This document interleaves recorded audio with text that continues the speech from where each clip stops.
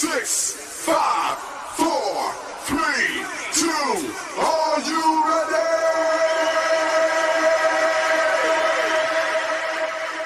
The CJ Howard Show. Now let's go to CJ Howard. Gracious Sunday evening, everybody, and welcome to another episode of the CJ Howard Sports Talk Show, episode number 6 on the agenda tonight. I'm CJ Howard, live from Hazard, Kentucky. Looks like we're going to get a little rain outside. I saw some lightning out there. So if you're outside, be very careful. Could be a little rain in the area. I think we're supposed to get some rain anyway tonight. Guys can watch us live on the Facebook, my Facebook page. You can watch me on my show page, the CJ Howard Sports Talk show page. You can watch us on the DD Sports Network. You can also watch us on YouTube as well. Guys, I want you to share, and I want you to also, we need to do a little bit better job this week of commenting and stuff like that. Last week I had not one comment from anybody. So let's try to do that. Let's try to do some of that tonight as well. Got a great lineup for you all. We're going to start off here in about 10 minutes with Pineville head football coach Alan Harris. See what the Mountain Lions are into over there in Pineville. We're going to talk to Chris Larker at 8:30, Rockcastle County head football coach. Then we're going to talk to South Laurel head football coach John Hines at 9 o'clock. And then Audrey Hesberger is going to be with me at 9:30 instead of Jack Demmler. Jack and Audrey switched. Jack will be with me next week. Audrey is going to be with me tonight. My co-host this week is my second father. A great individual, one of my favorite people of all time. I was Floyd men's basketball coach and baseball coach, and I think the dean of students and about everything over at Alice Floyd College, Mr. Scott Cornett. Scott, it's good to have you with us. Thank you, CJ. My pleasure. It's an honor to be with you, and I appreciate the kind words. And thank the Lord of you and, of course, all your family. You always have. But thanks for having me, and look forward to tonight. Well, Dan sees you on here. He'll want some meal money. So have you got your bill already? Because he's probably going to be asking for it. He's probably broke me. Dan has over the years. So.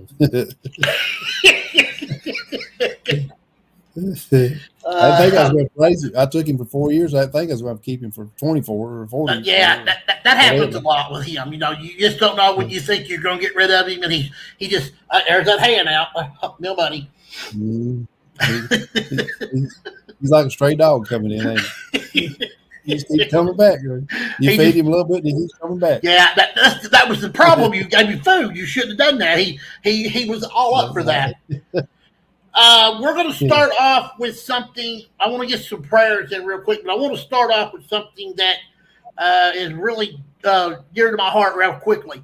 I first of all want to still pray for the people in London and Livingston, even though they did find the individual that did. You guys all know the story now. He has been found. Well, I don't need to go into that, but the people in London can now rest easy. But there's still a lot of heartache and stuff they got to go through and the pain stuff. So we still want to remember those people in London and Livingston. Mm-hmm. We want to remember the people in Letcher County.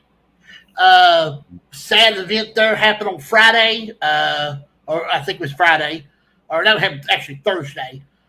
But we want to pray for the people in Letcher County. We also want to pray for my ex-wife's nephew, Robert Garland. He's going through some medical treatment right now, and Robert's a really great guy, and always been a big fan of his. But this is where I really want you guys to start praying real hard. You all know Shannon Hoskins, and you know his wife, Ashley. She is in the hospital right now, still in the hospital. We want to give our prayers to her and the family, Shannon and the kids. I haven't got any new news on this today. I do know they were going to do a procedure. I do not know anything about it. I'm hoping to know. Maybe I'll find out some more information tomorrow.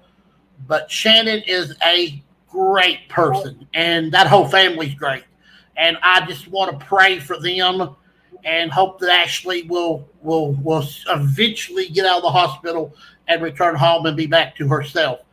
But Shannon, Scott, this is tough because we know Shannon, we know this family for a long time, and this has to be hard on Shannon and the kids. Oh, it's devastating. I'm sure he's, it's such a fine lady, and I know she just, and just went through so much, and just praying that, that she can bounce back from this. And I know she can be very good young lady, and I know Shannon and the kids that they have, please keep them in your thoughts and prayers. And you can't find a better guy than Shannon, and his wife she's a super person, and just struggling, and we hope that things. I haven't heard today that she was making a little bit of progress, and so I'm hoping that's a good sign, and maybe she can get back on her feet and get out of there pretty soon and get back home with her family, like I'm sure she wants to be, and Shannon would love to see too. I want to add a little. I had a young baseball player of mine the other night, CJ, that boys being boys kind of thing in the dorm had an accident riding a scooter through the dorm. Oh no! Usually how boys are, and something Dan probably would do.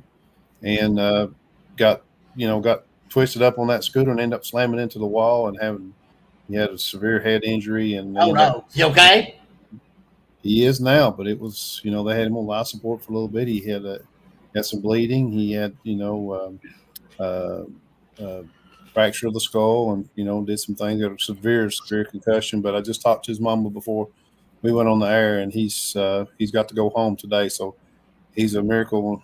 And if you ever saw one, the other night our whole team was just really devastated. We was afraid that his name is Wyatt Hopgood.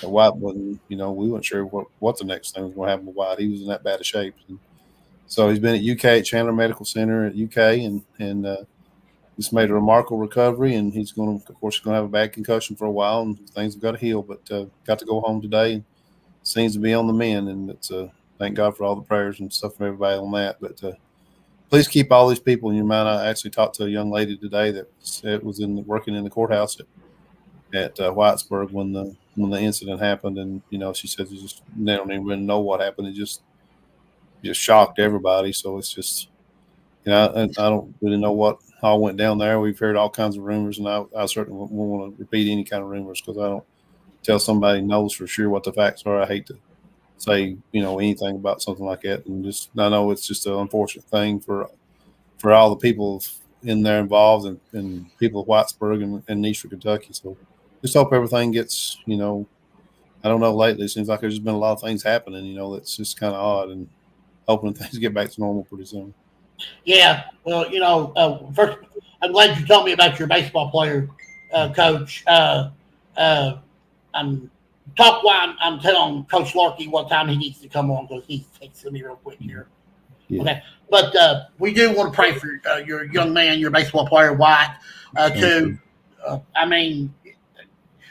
Coach, these days there's been so many instances that we've talked about here in just 5 minutes that Kentucky's been hit hard, and we need to come together as a state because too much bad stuff's happening. Yeah, there is, and and I even have another young man that got hit with a pitch the other day in the back of the head in the JV game, and he's got a severe concussion too, so he's having a little bit of complications from that. Those concussions are serious business, and that's two. One was in a game, and one just boys being boys in a dorm. You can imagine how boys kind of horseplay in a dorm and do things. That's just there's 8 or 10 of them, and he just happened to be the one that wrecked. And just they all laughed and thought it was kind of funny until something bad happened, and they didn't mean for anything. They wasn't doing anything bad, just playing around, and when somebody got hurt. That's usually how a lot of things are innocent when somebody gets meant to be innocent when something bad happens, and it's just one of those things. But he's doing much better, and I'm really worried about Shannon and his family. I know I do too. I mean, it's a lot. It's sad, so sad. But I worry about all of our people here in Kentucky right now because I feel like that we're just not. Things are so tough right now. We're just not. We just all need. Everybody just needs to pray. Please do so. I mean, well, you think about driving down the interstate, and because I went to the UK game that day and I was coming out of the stadium when I heard what had happened. And earlier that morning, I drove through there myself because my mom lives in London now, and I went by there to see her and cut her grass on Friday and stayed with her and went to the ball game Saturday, and me and Kim, and and our kids and stuff, and we drove right through there. And just a few hours before that, that could have been anybody. You just imagine you wouldn't think driving down the interstate, you may see some kind of accident, vehicle accident or something, but you don't think about anybody shooting into your vehicle from the side of the mountain. So just crazy, wild stuff. I told Kim, I said, I think we have a full moon or something. We have to go check because maybe that will go away and we can get back to normal. But it's been This crazy. is one of those months, Scott, I don't want people to 2 moons in the same month. 2 moons, on the same day. And I think that people say that as a school administrator. I had an old principal once told me, he said, have you ever noticed how much more you have happen on full moons? And I said, no, I really haven't paid attention. He said, pay attention to that. He said, an old retired principal told me that a few years ago. And he said, I'm going to pass it on to you. He said, pay attention when you see, just a lot of things happen. He said, check and see if it ain't full moons. I said, okay, I will. So I started paying attention to that. And I know people think I'm crazy. I mean, they may, and that's fine, but I can tell you that I see more things happen on full moons, and I don't know why. Yep. But it was a true thing, because I started statting and kind of watching and seeing and checking. I even started looking ahead on the calendar, them old almanac calendars, and see when it's supposed to be full moon, so I get prepared for it. But I'm telling you, things like there is more stuff that happens on full moon. Now, I can't tell you why, and probably way beyond my intelligent level to know and find out, but it seems like it does happen. Yeah, and it's really sad, and I feel for all these people because there's great people in this state, and there's great people all around the world, and it's just we all need to learn to love each other instead of pray for each other, be there for each other. That's what it's all about, and that's why Kentucky. We need to be one big state, not one separated one. And we all need to come together when tragedy happens, or everything going on. Yeah, absolutely. Joining us right now is head football coach of Pineville, Mr. Alan Harris. Coach, good to have you with us. Hey, CJ, thanks for having me on tonight. Tickled to death to have you with us. A lot going on over there. I'm going to let you start off first with a construction update. I know that's been the most thing that everybody's wanting to know. So go ahead and give us an update on everything going on and when we could see you in your new stadium. We're projected to play next Friday at our stadium. So October the 4th will be our first home game. As of right now, it looks like everything's on track for that to happen, and hopefully everything keeps running smoothly here this week and next week, and we're able to do that. You would be playing, is it Williamsburg? Yeah. Okay. And one good thing out of that, Coach, 3 of your last 4 games are at home. Yeah, we finished the season at home this year, and we need some positives. We've had a pretty tough season this year, and that's one thing to look forward to. The new stadium and getting to finish at the end of the year at home will be helpful. Coach, like you said, you've had a tough season, but your kids are hanging in there. They're playing hard. You ain't let them get their head down. As you told me many times, district play is where you need to be playing your best football. I feel like you played a very tough early schedule. Clay, Rock, all these good teams getting you prepared for your district schedule. And I feel like your district's wide open still. I know probably Williamsburg is probably the top team in there, but I feel like the other 4 of you can interchange, and anybody can beat on a given night. Yeah, I take a lot of slack here. I take a lot of flack here over playing a tough schedule, and sometimes that's a good thing, sometimes that's a bad thing. But I do feel like we will be more prepared for our district play when we meet teams like Williamsburg, Millsboro, Harlan, Lincoln. All of them are tough games, and it's competitive. And when we play a tougher schedule at the beginning of the year, I feel like it just better prepares us, and we have our expectation is where it needs to be when we enter the district. So hopefully, even though we've been winless the last 4 weeks, hopefully the lessons will pay off in the district. Coach, well, playing a tough schedule, what do you think that it does for your kids? Is it hard to keep their morale? Sometimes things don't go well. Is that something you struggle fight with constantly? Yeah, especially in a smaller program where wins help build your confidence and we finished the year last year. We only won 2 games last year. We had the same schedule, of course, and I felt like it hurt confidence. But we were young last year, and a lot of kids were learning, and I did really feel strong this year that we would show better. And I don't want to make excuses, but we've been plummeted with injuries and people just not being in the places we thought they'd be this time of year. And we've been dealing with that, but we're starting to get things worked out and kids are starting to get healthy again. And hopefully, going into Harlan next week, or this week, hopefully we can, play a better game, be more competitive, and hopefully come out with a win. Coach, I feel like too that your kids have had a lot against them as far as just facilities, because it's hard for a team. It's hard for your team to have to go somewhere else. I'll be honest, because I know you are, to pick up everything and go play at another place, which you were very grateful for Union College to let you guys use their field. But I feel like if you would have played at home, like I think when you play your home opener on October 4th in the new turf on the new stadium, it's going to bring a lot of electric to your kids. But do you feel like maybe the kids were a little shocked that they had to pick up and do different things and change their routine? Well, we were thankful that Union provided that for us. It was a great atmosphere and it was fun, but it's not home.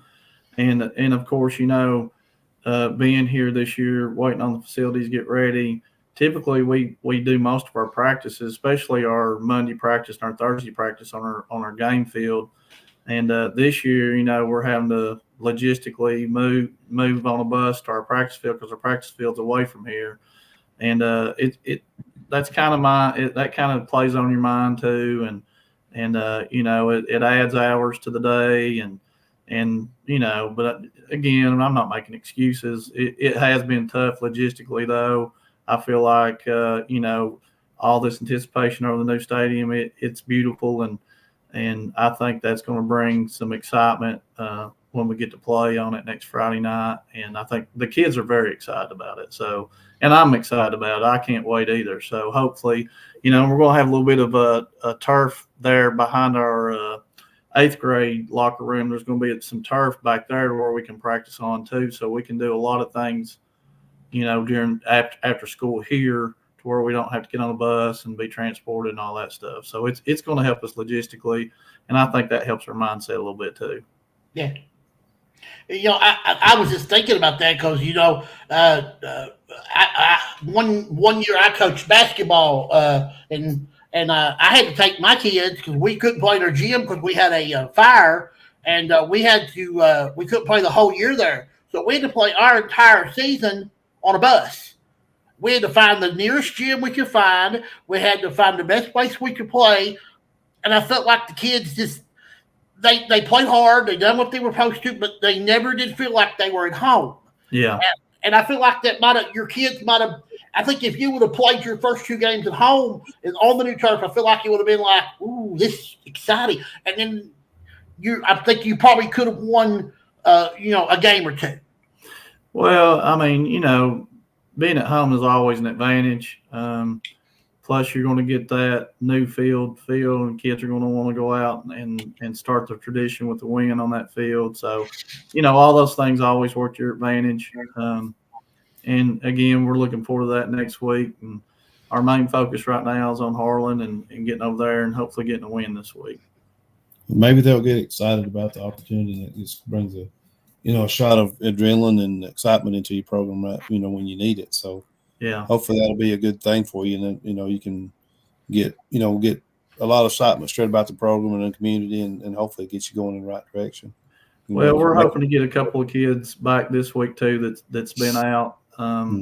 one of them all season, and then another one's been out a couple of weeks that are impact players. And if we can get them, that's going to give us a boost of confidence too. And we just need some good things to happen right now. We've dealt with a lot of adversity this year, and hopefully some good things happen this week, and it changes our momentum a little bit. Maybe they're lining up right now for you at the right time, so I hope so.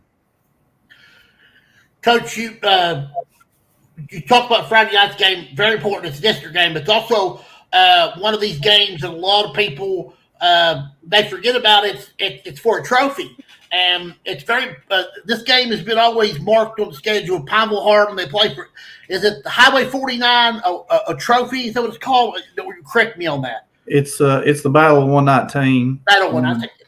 This game goes back about 101 years now. It's one of the oldest traditional games in the state of Kentucky, and it is a big deal. Harlan Pineville's a big rival. Our kids are going to be fired up to play them, and their kids are going to be fired up to play us. And it's exciting, and we've got that travel trophy that we trade back and forth every year, to the winner. And so it's going to be a fun night, and I'm looking forward to it. The kids are looking forward to it, and I know the Harlan people are looking forward to it also. Yeah, you guys have been lucky the last couple of years that game's been on WYMT. I don't know if it's going to be on TV this year, but I know it's been on TV there a couple of years, and you guys had a good showing in both those times it was on television. Yeah, I think we won last year, and then Harlan beat us the year before since I've been here. But both games are great, and both of them went down to the final, few minutes of the fourth quarter, and that's probably what will happen this Friday also. So I really enjoy this game. It's good mountain football. You're getting two 1A teams that are comparable in size, and it's a fun game and good people on both sides of the ball, and we're just looking forward to it.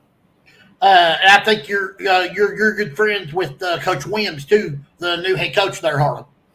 Yeah, Ryan, he's a great guy, and I've not known him long, but we've had several conversations, and a really great guy, and I like picking his brain. He's been in college most of his career, and I love to pick his brain and see what he has to say about certain things, and be fun to beat him too. I ain't gonna lie. So, so hopefully that happens. But absolutely. We're both 0-4 right now, and he's played a tough schedule too, and he's changing the landscape over there right now, and I think he's doing a great job. And again, I think it should be a very competitive game on both sides of the ball. As I've told you before, Coach, you got a lot of good things happening in Pineville. Volleyball team, very successful right now, playing very well. John and his wife doing a great job. Of course, your boys basketball team expecting very high expectations this year. A lot of people's got you highly picked in the region, not this district, but region. And then your baseball team and softball coming along nicely with your new coaches after 1 year. But talk a little bit about that, because I know as a whole school, you guys got to be excited about athletics there. Well, I'm very proud of our athletic program all the way around. Samantha and John do an outstanding job. Debbie and LG do an outstanding job. You won't find two better basketball coaches around, in my opinion. Brad's brought the boys basketball team a long way. The last 2 or 3 years, they've hit a bunch of milestones that's never been hit, and the expectations are high for them this year. Of course, our softball team has been doing very well the last few years. Not just Rachel, but the other girls have really come along, and I think they're going to go far this year. And then Shantae's doing a really good job with the baseball team, and I think they make big strides this year also. He had 6 out of the year before, so I'm just looking forward to seeing the progress for all them too, and I'm hoping that we can turn our season around here and have some positive things at the end, that we end on a positive note that we go into the next season. Of course, next season our schedule changes a lot, and it'll be more comparable for the size of school we are and our opponents. But I'm looking forward to hopefully flipping this year and going in strong into the region. Scott, anything else you want to ask Coach? I just want to wish him best of luck. I know it's like having a young team and battling with injuries and stuff, and just all us coaches, we kind of stick together because we all, I don't care how good you are or whatever, there's going to be those times when you just got, you just got to fight through a lot of obstacles and stay the course, keep working hard and being positive, and hopefully things will turn around good for you. Maybe this, sometimes it's small things like the stadium opening or getting a couple kids back. All of a sudden, the whole thing changes, and it's like a cloud moves off away from it, and the sun pops out. So 1A football is a dirty animal, and there's a lot of ups and downs, and there's usually more downs than there is ups, especially when you're the second smallest football program in the state of Kentucky. But we take it in stride, and Pineville has a strong tradition in football, and we're going to continue to try to keep that tradition alive and keep working hard and stay positive, and good things will happen when we do. And just like Coach said, we all got to stick together and get each other's back, because these days ain't a lot of people that has your coaches back except other coaches. Yeah. So we got to fight for each other. It's not easy, because if it was, everybody do it. That's what I say all the time. It's Yes, easy. sir. It's hard, and there's a lot of heartache sometimes, and there's a lot of great things too. But sometimes when you're things are not going the way you want, it makes you question yourself. It makes you question everything, man. Yeah, that's just hard, and then so sometimes you just need a little something, like I said, a little dark cloud to move over all and let the sun shine out, and maybe this new stadium open again, like I said, and then some kids back and get a W and get things going, and all of a sudden things can change in a hurry the other way too. So sure. But like you said, when you put your heart and soul into something, and you take away from your family time, and you make so many sacrifices because you want the good things for your kids and your program, and then you're not successful, it's tough, and you question yourself a lot of times. But I've been around now about 24 years, and I've had a lot of ups and I've had a lot of downs, and right now we're down, but we're going to keep our head up and keep fighting, and we'll be all right. We'll bounce back. We just got to stay focused on the prize and do our jobs, and it'll all work out. That's right. There's an old saying that a lot of people quit just before things are about to change. That's right. They give up right when things are about to go turn the other way. So anybody that knows me knows I ain't gonna quit. So that's good. I figured that. So that's just hang in there, and it'll turn. Yes, sir. It's a matter of when. Well, it starts on Friday night. You got the You got the 119 showdown for the trophy at Harlan at the 7:30 kick. Get out there if you can. But everybody in Pineville and around the area, you need to be there on October 4th. Williamsburg, home opener for really the home opener in the new stadium. And it's going to be a fun atmosphere. And I can't wait to see everything coming up pretty soon. Coach, thank you so very much for being with us. It's always an honor to have you on the show. You bring great insight to everything there in Pineville we need to know, and you're a good man. And good luck to you and your Mountain Lions as you travel to Harlan on Friday night. Always a pleasure, CJ. Thank you. Thank you, Coach. Good luck, Coach. Good luck, appreciate you. Coach Alan Harris of the Pineville Mountain Lions. Don't forget to go to Harlan on Friday night, 7:30 kick there for the 119 trophy. So, and then don't forget to go out and check their new stadium out on October 4th. Coach, thank you very much. Thank you, sir. Thank you. Okay, we're going to go on ahead and now bring in another good friend of ours, the man that's running the Rockcastle County Rockets, Mr. Chris Larker. Coach, it is an honor to have you with us. Hey, it's great to be on the show. Always. Tickle death when you're with us. 5-0, got to be happy. Playing some good football, got to be happy. I ain't saying.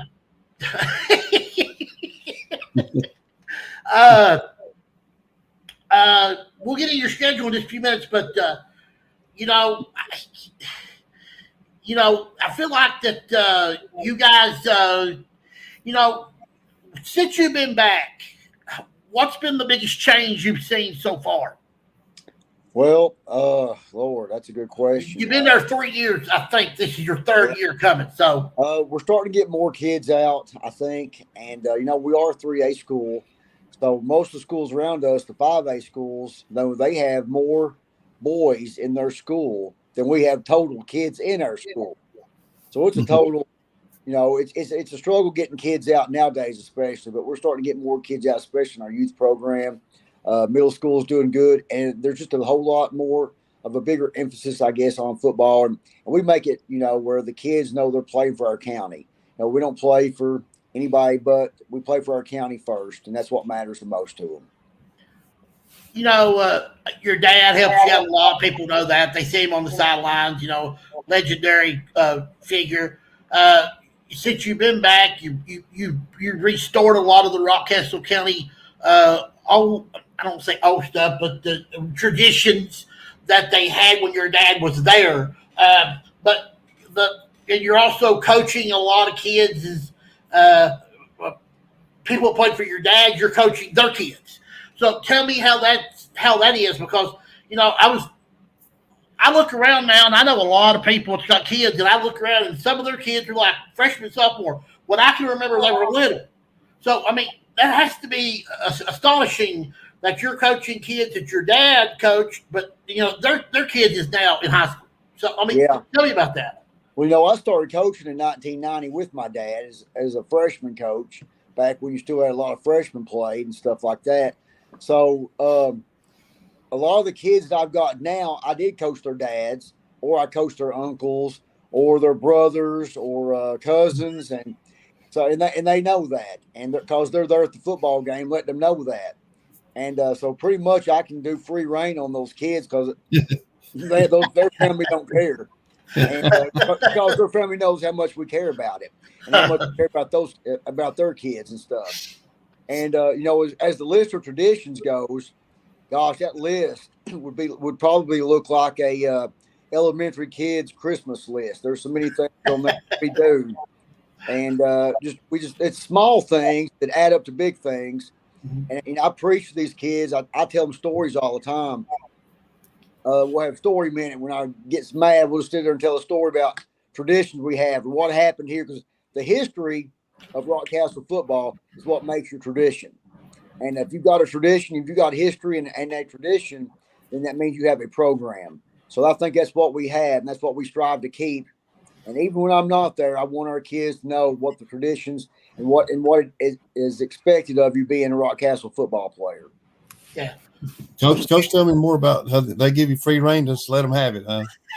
Oh yeah. I tell them, so I can say anything I want to you. Your brother don't care. Your dad don't care. I said the same thing to them. But don't care. So they're counting on you to do that, actually, aren't they? They don't mind. They want those kids to be hardcore, just like they was raised up in the 90s and early 2000s. They want those kids to be just like they were, because that's what we need in this generation. We need tougher. Yeah, it is. Yeah, they want to be a bunch of grown men, don't they? They sure do. Yeah, that's good. That's good stuff. Talking about when Coach Harris was when I saw Coach Harris on there, we actually played Pineville this year, and I was really wanting to go to Pineville and play at their stadium. It's a beautiful stadium. You got Chain Rock up there. You got the trees. It's a beautiful stadium. And I really wanted to do it for one reason. My dad played on that field when he was a senior in high school for London High School. And he played nose guard. And he intercepted a pass at Pineville High School and ran it back 99 yards for a touchdown. And there was a big write-up in the newspaper about that, about how slow he was running down the field and scored 99-yard touchdown with mediocre speed. So he always had that on me and my brother and his grandkids on. He had the longest touchdown forever. Then I was a senior in high school and intercepted a pass and ran it back 101 yards for a touchdown. So I raced him out of the record book for the Larker records. And but every time we drive by Pineville on our way to Harlan County or Bell County, Millsboro, we always let our kids know that's where Pawpaw scored his 99-yard touchdown. They know that. I bet he still tells you that he had to fight off all these defenders and do all these. Yeah. It was like Is this footage? Do rocks and everything. Is this on some type of film somewhere in the iCards? I doubt it. Oh, okay. Yeah. They had still motion pictures. I don't think I asked you this question. I did ask one coach this question one time. How much it's changed you guys trading film now. You really don't trade film. I remember the days of when coaches on Friday night would have to call, text. When they were on phone, no texting. It was like No texting. you had to call. You say, "Okay, I'll meet you at Dairy Queen at 9 a.m. and we'll exchange film." Or some coach will be there to exchange I film. still got some of my dad's 16 millimeter tapes of when he was the coach at Laurel County. And so I can remember distinctly when they traded VHS tapes. Uh-huh. You would take your own game film and send it and never get it back. Yeah. So you lost your whole game film because you couldn't copy a VHS back then. So you sent that game film. So you lost those kids' game film for their senior year, junior year, whatever. You lost that because you traded it and mailed it off in the mail. Or I remember mailing them in the mail. And you get them on Thursdays or Wednesdays. And, then eventually they come up with a big new technology called a VHS recorder. You can record VHS tapes. Yep. Then they come up with all this new funky stuff called the DVD. Yeah. But like my dad used to go to Burger Boy in Laurel County and drop off film, drop off DVDs, and then they come up with a DVD burner. So we used to make VHS tapes, send home to the kids. You had to put that tape on that little hole so you could record over top of other tapes. And now you got Huddle. Huddle is now the big thing for coaches. You guys trade your film through Huddle. Yeah. Yeah, And lesson my dad, my dad was coaching at Laurel County. He was playing Harry Roy Walton at times. Excuse me. And they had that big running back. I think it was Al Baker that played for Kentucky. It was one of them guys. I can't remember his name, but he wouldn't trade film with Roy Walton. So Roy Walton beat him, I think, 7-6 or something. And he never traded film. Coach Walton, about 2 weeks later, my dad needed film from Tate's Creek. So he called Coach Walton and said, "I need film." He said, "Remember you wouldn't trade with me?" He said, "Yes, I do." He said, "Well, let this be a lesson. You always trade. You never know where you're going to need it back." I've always learned that. And I've even traded film on my own dad. I don't mind. I don't care because you never know who you're going to need it from because we're going to get it anyway. Yep. So I'm open on the free, but it is a lot easier on Huddle. And it's just, you can watch how long kids watch film now. You can sit there and pull their name up. Well, you didn't watch anything, or you watched it. And so that's changed a whole lot. Breaking the game down is much more easier for you now, too. Oh, it breaks down everything. You don't have to do anything. Yeah. It's changed. Because I remember when you had on your coaching staff, you'd have one person be the film. That was his job. He was to break the film down, and then when you guys had meetings on stuff, listen, I've been around all this. I've watched these coaches all my life. That guy would have to have that film broken down, ready when the kids would come in on Sunday evening to watch film. And now you got Huddle. You got so much. You can put something together in 10 minutes. Well, what was so bad at one time? You would.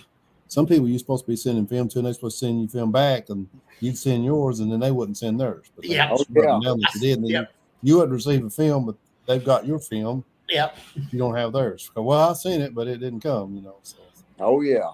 They've done some of that too. Because I remember after many games, we'd be sitting in the locker room, and I could use Coach Krugler for instance. He would say, "Well, I got to get up early in the morning. I got to go trade film with so-and-so." And he goes, "Well, I got to meet them halfway." They would, they'd always meet about halfway, trade film, talk a few minutes, and they'd be off on their way. I've done that myself. I've met people halfway too. Lots changed since those days. Oh yeah. And you speak of your district next year, going to be changing a lot. Your region, your class is changing. Belfry's leaving; they're going to 2A, and of course, you guys will lose a couple of teams out of your district. Because you actually have a 6-team district. Next year, you only have a 5-team district.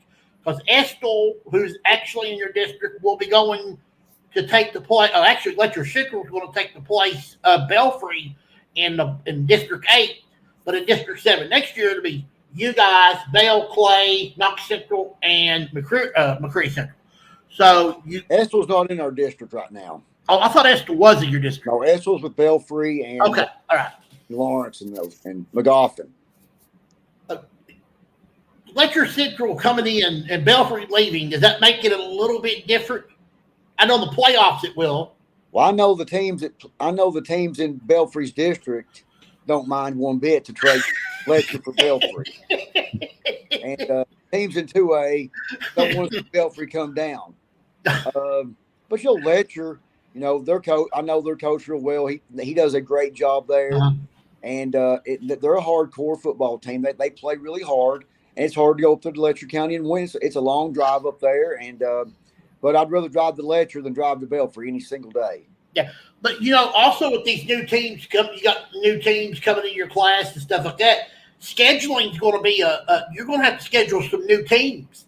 Well, most people's already got. That's another thing that's changed so much. Teams already had their schedules for next year.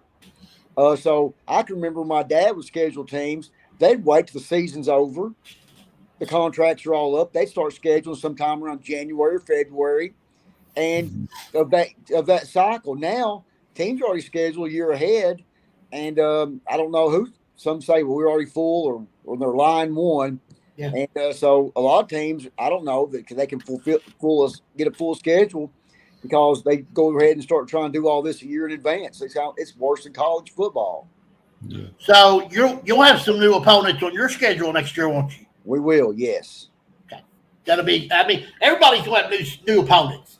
And, I feel like a lot of these teams, too, are going to start playing some of these lower district opponents in their class because, they want to, you want to play some of these teams in case you meet them in the playoffs. Oh, yeah. You get a head start. So you mentioned Letcher. I don't know if you were ever going to play Letcher, but having Letcher there, that gives you a new opponent that you guys haven't played in a long time. If you ever wanted to play them and they wanted to play you, it would be a great game because two good football teams. But usually you're not going to play who you play in your sister district. You usually don't play them. Yeah. Now, JV, like Estill County is one of our sister districts. Yeah. We play them in JV. It's only about 45 minutes, so it's a close road trip. And so really there's not a lot of schools around us that's in our district. Macquarie's over an hour away. Bell County, an hour and a half. Knox is over about an hour and something. Clay County's an hour and a half away. So none of our district teams are really close. Mm. So we end up having to play bigger schools in JV and stuff because that's who's around us. So you don't want to drive all night for a JV game. And like we played Pulaski Monday, and we beat Pulaski's JV team, and we're doing really good in that. And that's another thing. We're having success in our JV and our middle school and our youth football, and it just gets a lot of interest in. And hopefully, they keep that going as our tradition goes on. I know you didn't get an opportunity to hear my interview 2 weeks ago with Wes Johnson from Dunbar. We talked, he was telling me about something they do in Lexington that I am a big-time opponent of, and I wish that maybe you mountain coaches would maybe do this. They have what they call a freshman league only, and they play on Saturdays, and they have like 2 bowl games at the end of the year. They play an 8-game schedule, freshman only, every Saturday. They play a JV game right after it, sophomore, freshman only, no juniors. They also have 8 teams in it, and they have 2 bowl games at the end of the year. They have a third-place game and a championship game, and JV and freshman. Coach, when he told me that idea, I was like, well, first of all, I like it because, A, freshmen get to play with freshmen, and they don't get, some sophomores are a lot stronger, so they're going to probably beat up on the freshmen. The freshmen don't going to get a chance to play as much. Number 2, when you play JV now, freshmen and JV is going to play together without the juniors. What's your thoughts about that? Because I told Coach Johnson, I said, this is something I'm going to tell these mountain coaches about because I think that's a tremendous idea. If you've got enough surrounding teams around you, and I think one would be a great fundraiser. Raise a lot of money for different schools. Each school could host every Saturday. Then you could pick a particular site to play the 2 bowl games. And then it would be a good money maker for the schools. It would help the kids out. And I think it would get more kids wanting to play. What are you thinking? Well, that's great for Lexington. And I'll tell you why. Because they've got 2,000 kids in each school. Mm-hmm. Yeah. So they've got a lot of freshman kids. We've got 9 freshmen on our football team. And there's a lot of schools around us in the mountains they've only got, we've got 52 players on our roster. Mhm. We play a lot of schools. They've got 40 some kids on their roster. Yep. There's just not that many kids in the mountains that does that anymore. Kids try to pick and choose a sport instead of playing everything they can play. Mhm. They try to pick and choose. Yeah. And sometimes they regret it because they blew their opportunity at one time. They could have played all three sports or just play football, baseball, because it goes together. Play football, you're a freshman winter, go play baseball. But so many kids nowadays try to pick one sport and specialize in it, and it don't work that way. So your numbers are less, aren't you? But like on Saturdays, we play our youth football games on Saturdays. We got a lot of coaches that coach their own kids in youth football. Yeah. But we always play a lot of freshmen, sophomores together. Yeah. But we don't. But we also had some freshmen this year, 8th graders that stayed back. We would have had about 15 freshmen. We only have 9 now, but we'll have a big group next year. Yeah. So it varies, especially the mountain schools. It varies on how many kids you've got that are freshmen. And it's easier, though, for those big city schools to do that because they do have so many more kids to pick and choose from. And they're all right there in the city, too, so they're right together, so it's easy. They're all in the city. There's no traveling much, so, it's not like they're traveling from Rockcastle to Bell County or something, Yeah, they're traveling right there inside the city limits, really, and it's a lot. I mean, there's a lot of different, and you take that, and if those kids played on Friday, and half of them, if you got that many numbers like that, you probably got to use some of those kids in games. So then they come back, play, they're killed. Freshmen right now that played quite a bit of varsity with us. They'd be banged up. You couldn't do it. Yeah. I hope in the future, maybe you guys could do something like that in the future. Probably right now it'd be a hard time, but if you could give the kids something to play for, like if you had 8, you could do just JV only. Have 8 teams or 10 and say, okay, we're going to play a schedule, and then we're going to have 2 big bowl games at the end of the year, a 3rd place in the championship. And I bet those kids would jump all over that because they would be playing for a trophy. And I think that would be there'd be more pride in the schools and stuff, I think. It sounds like a nice concept, but again, having the numbers to do that. And then, like Coach said, a lot of those freshmen are playing even some varsity minutes. So, you may not, like 9, you definitely couldn't send a team of 9 kids in there and play. No. And some of those 9 are playing some varsity minutes. So you probably got 4 or 5 kids that realistically that, I don't know how many you got playing varsity minutes, but, you just throwing that out there, you may only have 4 or 5 kids that go try to play like that. It'd be tough. Oh, yeah. I know basketball should look into this too, because I think it'd be really good for their JV and freshman programs. They're always going to find a way to make their programs better. And basketball, you do get more freshmen and kids out because they want to play basketball. And you mentioned playing doing another sport. I know I see a lot more kids doing track now, or doing like football track or basketball track, or because a lot of people like track now, and track's become a lot more popular. Well, like my dad coached track at Rockcastle for about 15 or 20 years. He actually started track at Harlan County at Kaywood High School. He started track in Laurel County, and he started track in Rockcastle County.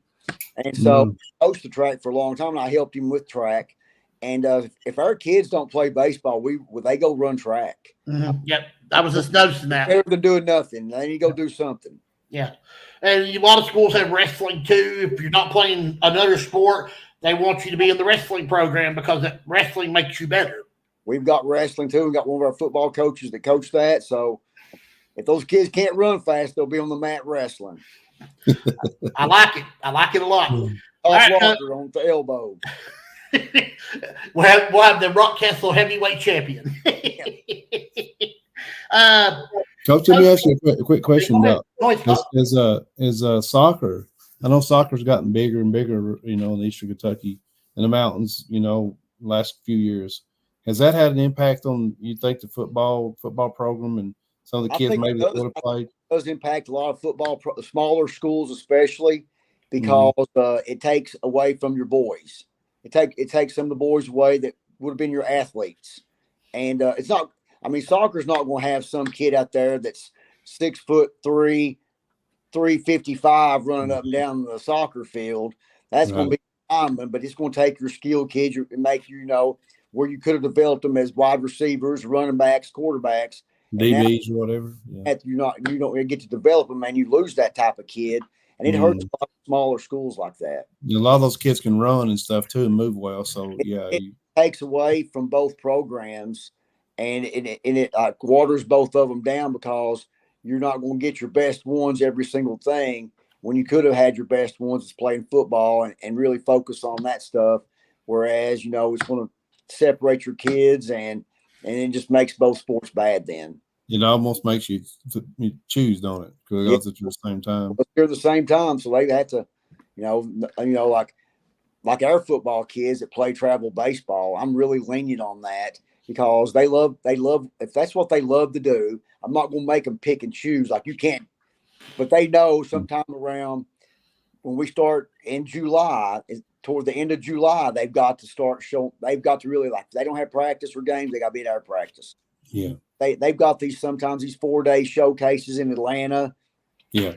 So I just tell them, go on, go play. When you get done, come back. And they pretty much end their stuff around toward the end of July. Right. Focus back on football. But I'm not going to ever tell a kid he can't go do something he really likes because he may go play college baseball. I want to keep him on the football team, so I'm never going to make a kid pick and choose. And you may lose somebody. I'll be back. You can't just do it all the time. You never show up and expect to ever get to play. Exactly. And you may lose somebody because you make them choose. And they may choose the other thing or something, that somebody you really could use as help.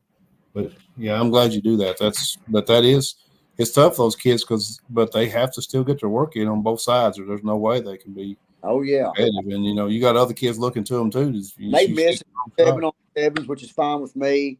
And but eventually they know I get them a little timetable when you got to be done, you got to be back, and they understand that, and they're thankful let them go do all that and don't make them choose that's more than fair. That's more than fair. That's good. But I wondered about the impact of soccer because I know it's just grown and more kids are playing soccer, and I wondered if it had an effect on football teams especially because it does some schools for sure.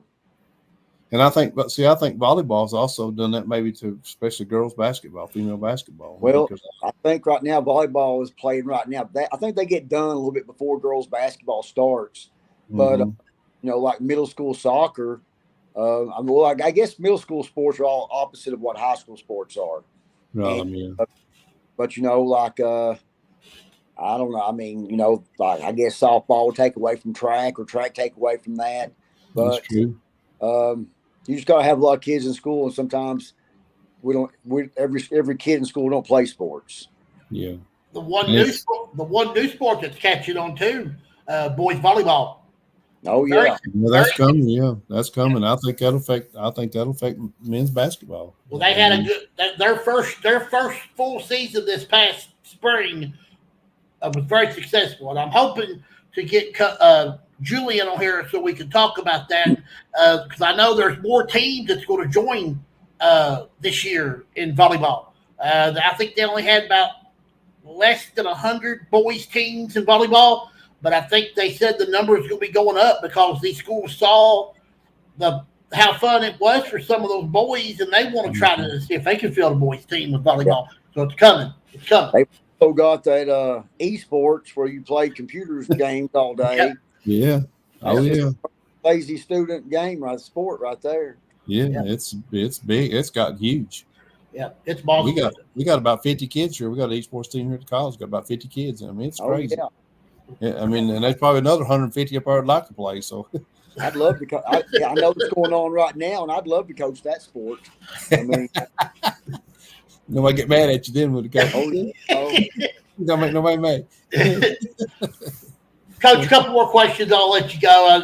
This has been so much fun. I love doing this when we talk so much with you because you have so many subjects we can go with you. You 5-0.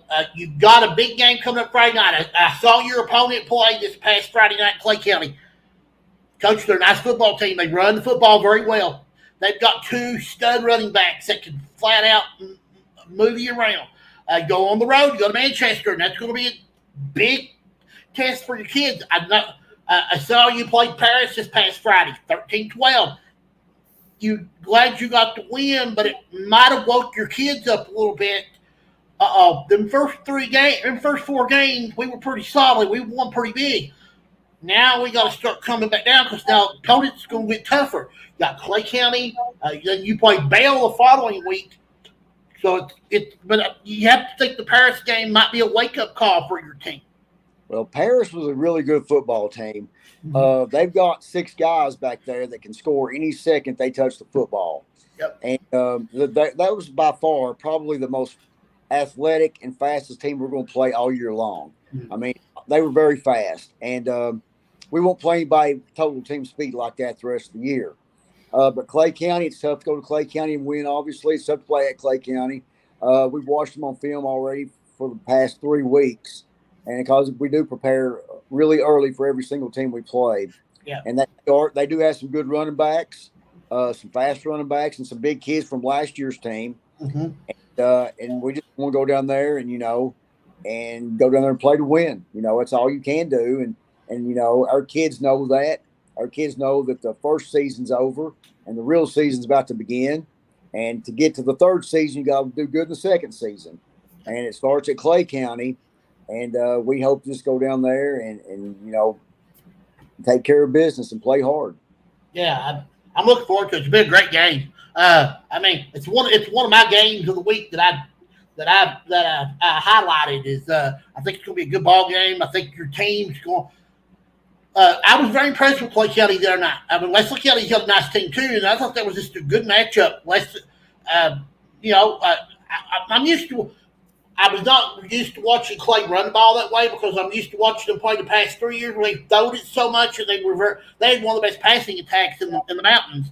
Now that they got that running attack coach, it's going to be a good challenge for your defense because they just don't have one kid. They've got about 3 kids that can run the football.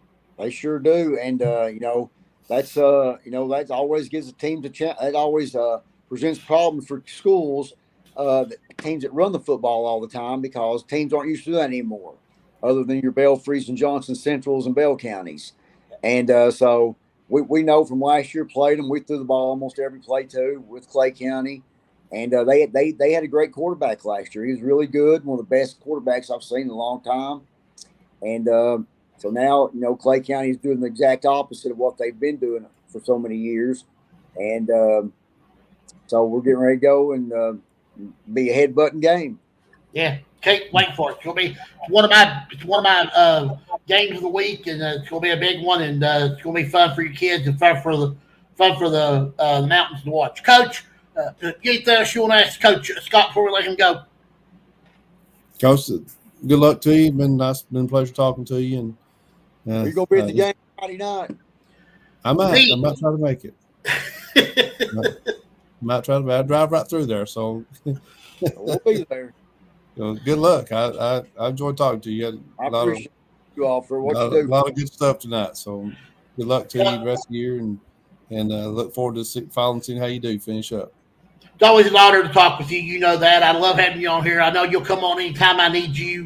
You got 2 toughies coming up back to back. If you can get those, that'll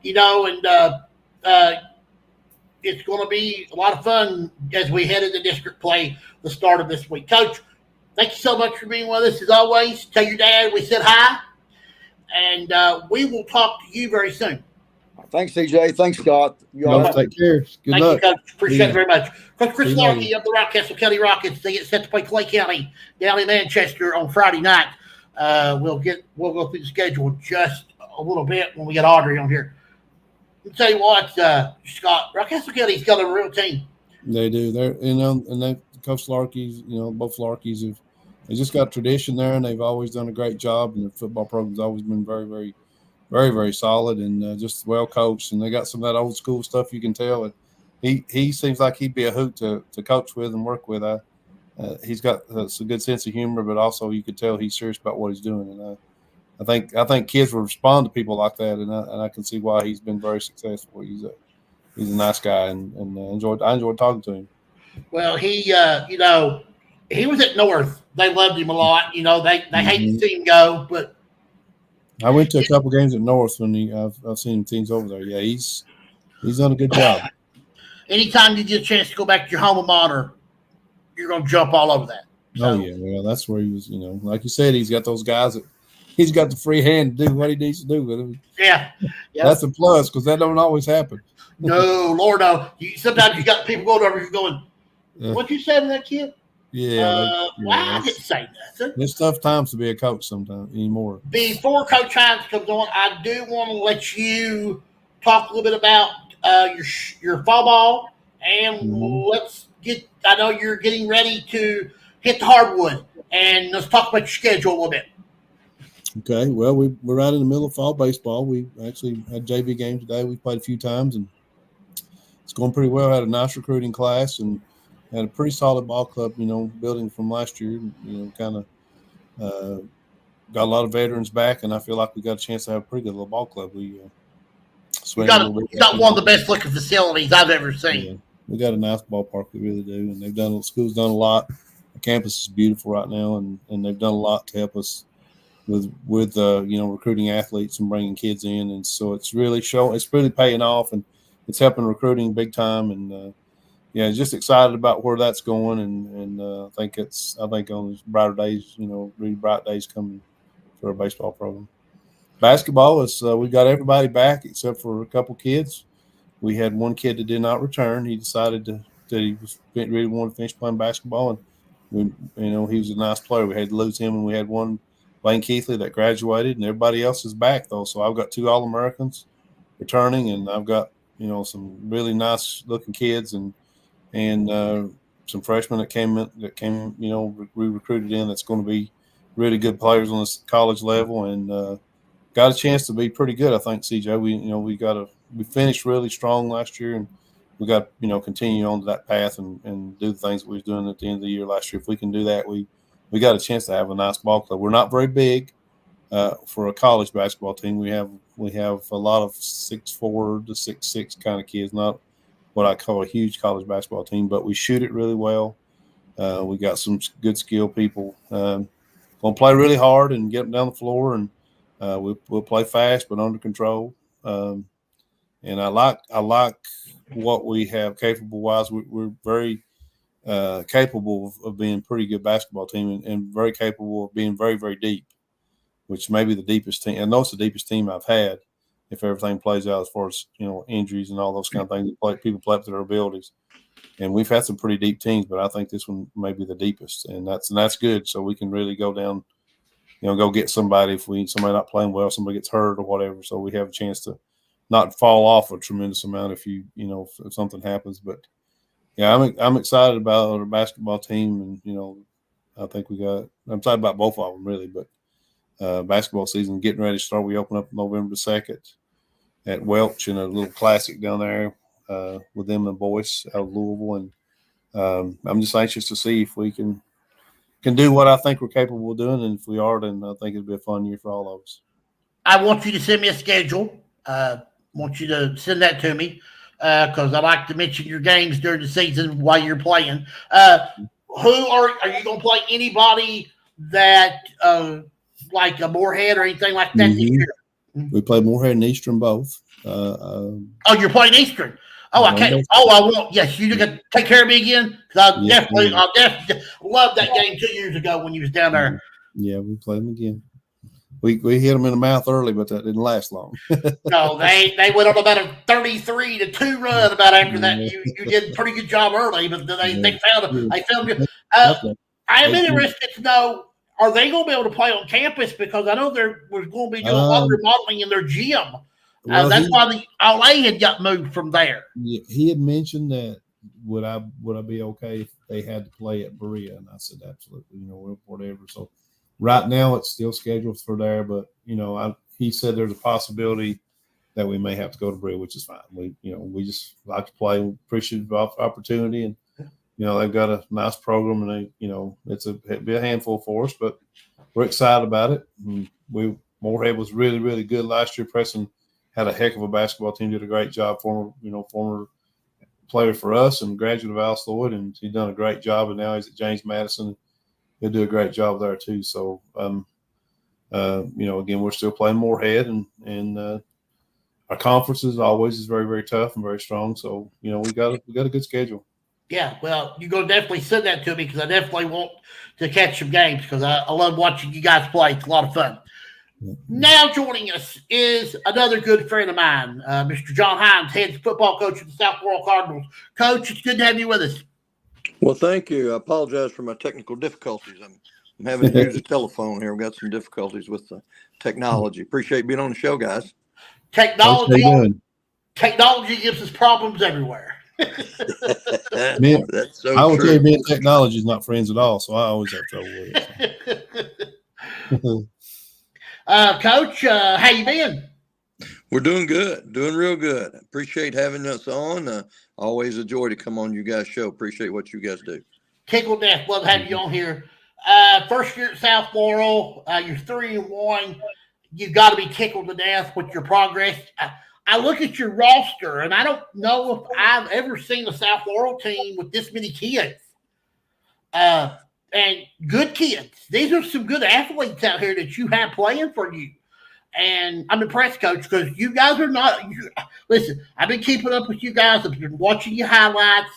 You got a nice football team. Well, I appreciate the kind words, really do. We're a work in progress. I'm proud of the kids and the hard work that they're doing. The guys are so hungry to be successful.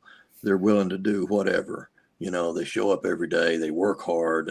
They give it their all, and that makes it enjoyable, obviously, as a coach. But we do have some good players, some kids that are working very hard, and we've got some guys that can make plays, and they've done well early in the season. I'm sorry. No, go ahead, Scott. I was going to ask, is there anything big difference from this year's team and last year? Or is it just, you just feel like they're really just developing? Well, yeah, it's hard to tell. I don't remember, honestly, a whole lot about South Laurel. We played them every year. Of course, we've been in the same district when I was at Pulaski. But usually after we played them, we just put that away and moved on to the next opponent and didn't follow, how their season went and so forth. So I was really very, very unfamiliar with the team and everything that goes on in London. The one thing I did remember was that they had a good young group of players. I remember being impressed by several of the young players when we played them the last couple seasons. And so we're excited about our team and the youth and the future and hopefully the direction that we're moving.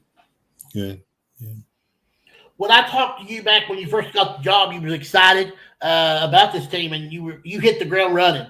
And a lot of people were tickled to death to have you there because I talked to many people, and they said best hire they ever had, and which I told you was a great hire.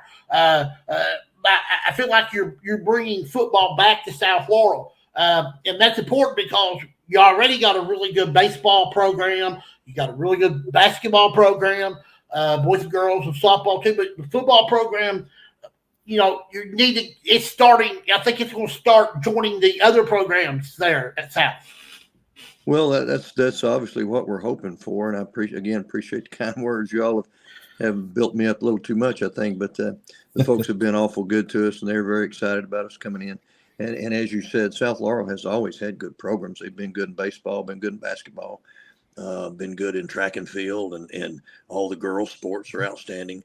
So it's a possibility of having a good program in football. There's no doubt in my mind. We just gotta get headed down the right direction and be willing to put in the work, and we're going to get there. We're going to get there. I don't have it in front of me, but next year you guys will only have a 14 district. Is that correct? That is correct. You usually will have a 5-team, but Harlan County's going to 4A. They're moving in the district where Letcher Central is moving to 3A. So will it be different to be in a 14 district compared to a 5? Because I know when you're in a 5, you have to win at least one game to get qualified for the playoffs. And then, but you got, when you got 4, you automatically know you're in the playoffs. So how do you keep your kids focused on the prize? I know this is your first year there, but for you too, this is a new territory. Well, it is, and I don't think it will be a problem to stay focused on the prize. That'll always be a goal and a dream of ours is to win district championships, regardless of how many teams are in it. We will be just 4 teams next year, but they're still familiar teams. We played them every year. When I was at Pulaski, we played the same teams year after year. So you certainly are very familiar with those players and those coaches and what they like to do and so forth.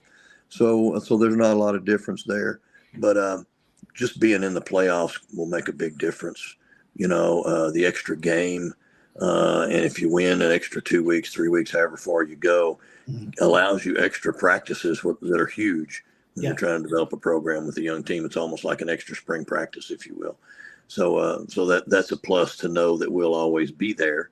But like I said, it'll always be the goal to you want to win district games. That's the thing. And the great incentive that's always there is to finish as a 1 or a 2 seed and get to play at home in the playoffs. That's huge.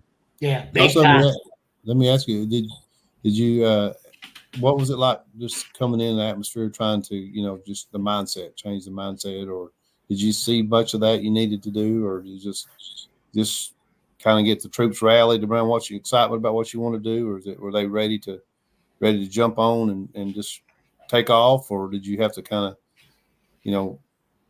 get a little kickstart and get the mindset changed a little bit or anything like that, or was it ready to go? They've been great. They really have. Since the day I walked on campus the first time, they've been wide open and buying everything that we're selling and working hard every day. Like I said, what we found when we came in here was a great hunger among the players. They were, it's like they were very frustrated that they work hard and give their all and can't seem to have any success, any sustained success in football. And so they want to be good at it. And as you said, they're, all the kids that we have, so many of them play other sports. Well, the guys on the basketball team, they're used to winning. Guys on the baseball team, they're used to winning. Guys in track, they're used to winning. And so it created a hunger for them. And they've been very accepting of everything that we brought and just willing to do whatever it takes. And like I said, we're going to get there. We're taking baby steps. It's frustrating sometimes that we're not able to take those big giant leaps, but it's coming. It's coming. You win 9 or 10 games, they may name a restaurant after you or something. I don't know about that. Maybe they just give us a burger every now and then. It'd be great. I've known you for a long time, Coach. What you done at Pulaski was unbelievable. It ain't no secret who you play Friday night. You do got them coming to your place, and I'm expecting a big crowd. Both sides. South will have a big crowd. I expect a lot of people from Pulaski that will be there. You have a lot of friends still in Pulaski County that you're friends with. Is it going to be a little different to play your former alma mater because you've been there so long? Is it? I mean, it has to be a little different coming to into this game because it's where you was there for such a long time, done such many great things, state championships and everything, and then that's what you're trying to stride here at South. So as you come into this game Friday night, it has to be a little, you have a few butterflies because it's a little different than. Well, it is a little different, but then again, in other ways, it's not. It's football, and you prepare the same way. And the bottom line is, Pulaski is a very good team. They're probably the best team that we've played so far this season, so it's a major challenge for us. It's our first district game, and everybody wants to start off 1-0 in the district. That's a huge thing to try to get off to a good start. We've got them at home, as you said, and that's a plus. We're going to have a good crowd. All of our folks will be loud and rowdy out at Gillum Stadium and excited about the game. So we got a lot of things going for us going into the game, and it's not about me or what I'll feel like. It's about how our kids play and how their kids play. Yeah, this is a rare. This is a rare thing too in this district. 4 of the 5 teams had new coaches. and you don't see that often. Not in one district. The only one that returned was Coach Foley at Southwestern. And for all three of the four new coaches, you guys have had different challenges. Talk about the challenges that you've had to fight through, because I know that the new coach in Harlan County, he's had challenges. Pulaski County's coaches have challenges.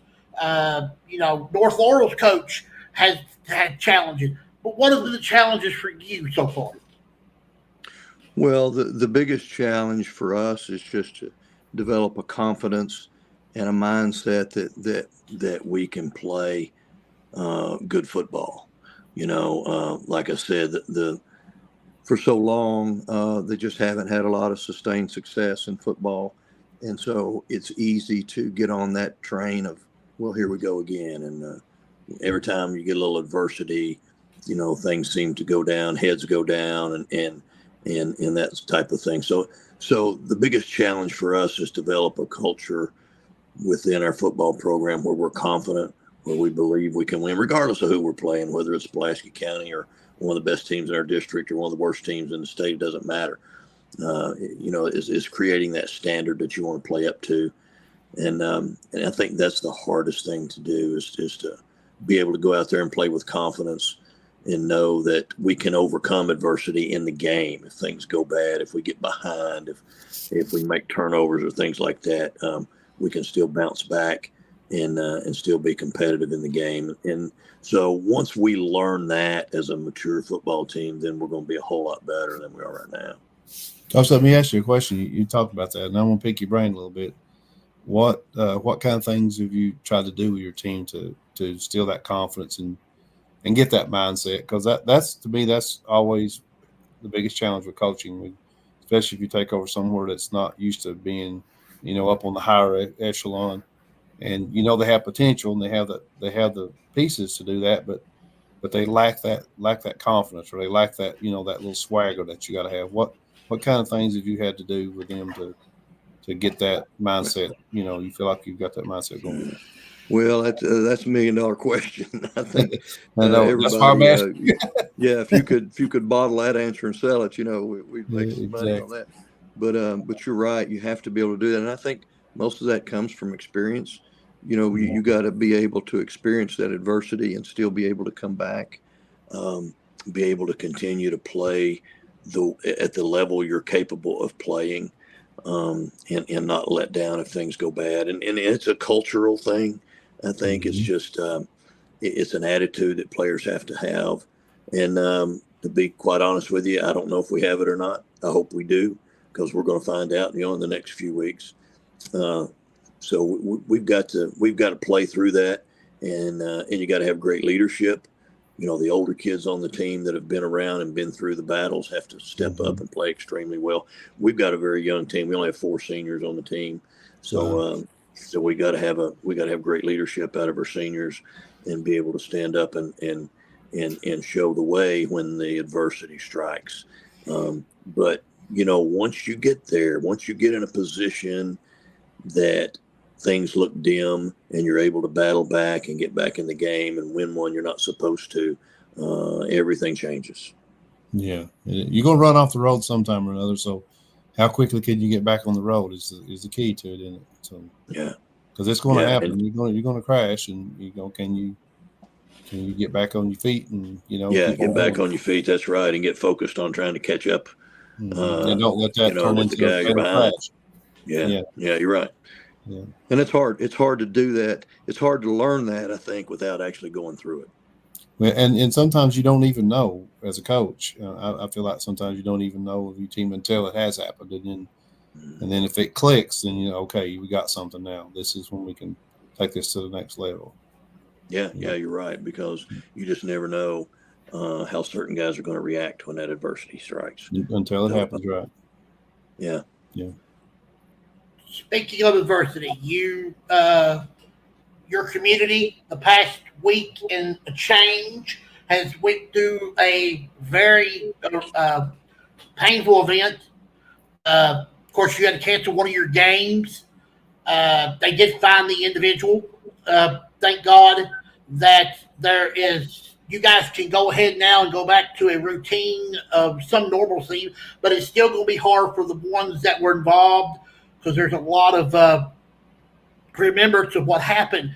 Coach, how has the community rallied around each other through that event, and your team, how have they rallied around each other through this event? Well, I think the community has rallied back very, very strongly.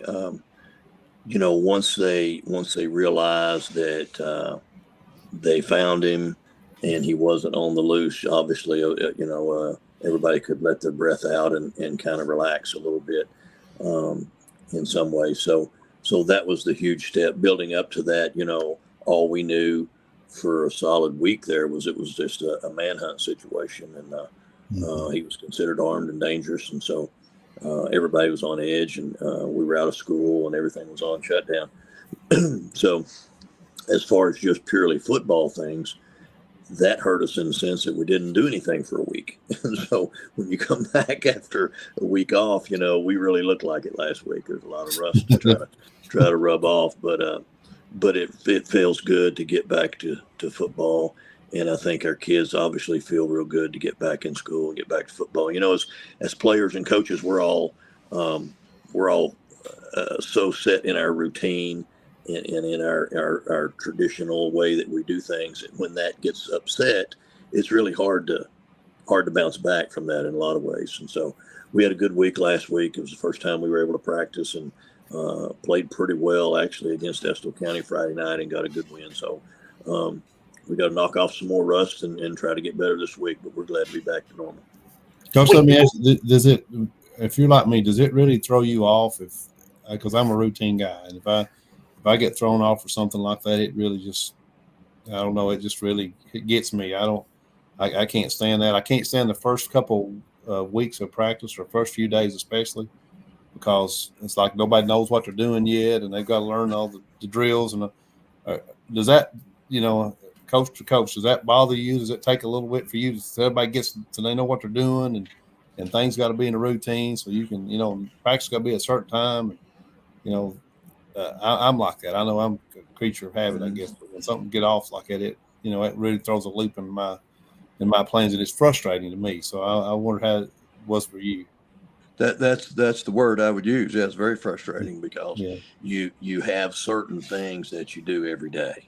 Certain things have to be done by Monday, by Tuesday, by Wednesday, and you've got your routine. And then all of a sudden you're not doing anything, and you think, well, I should be doing this and I should be doing that. And are we going to be able to start tomorrow? And if we start tomorrow, do we go back to Monday? Do we repeat?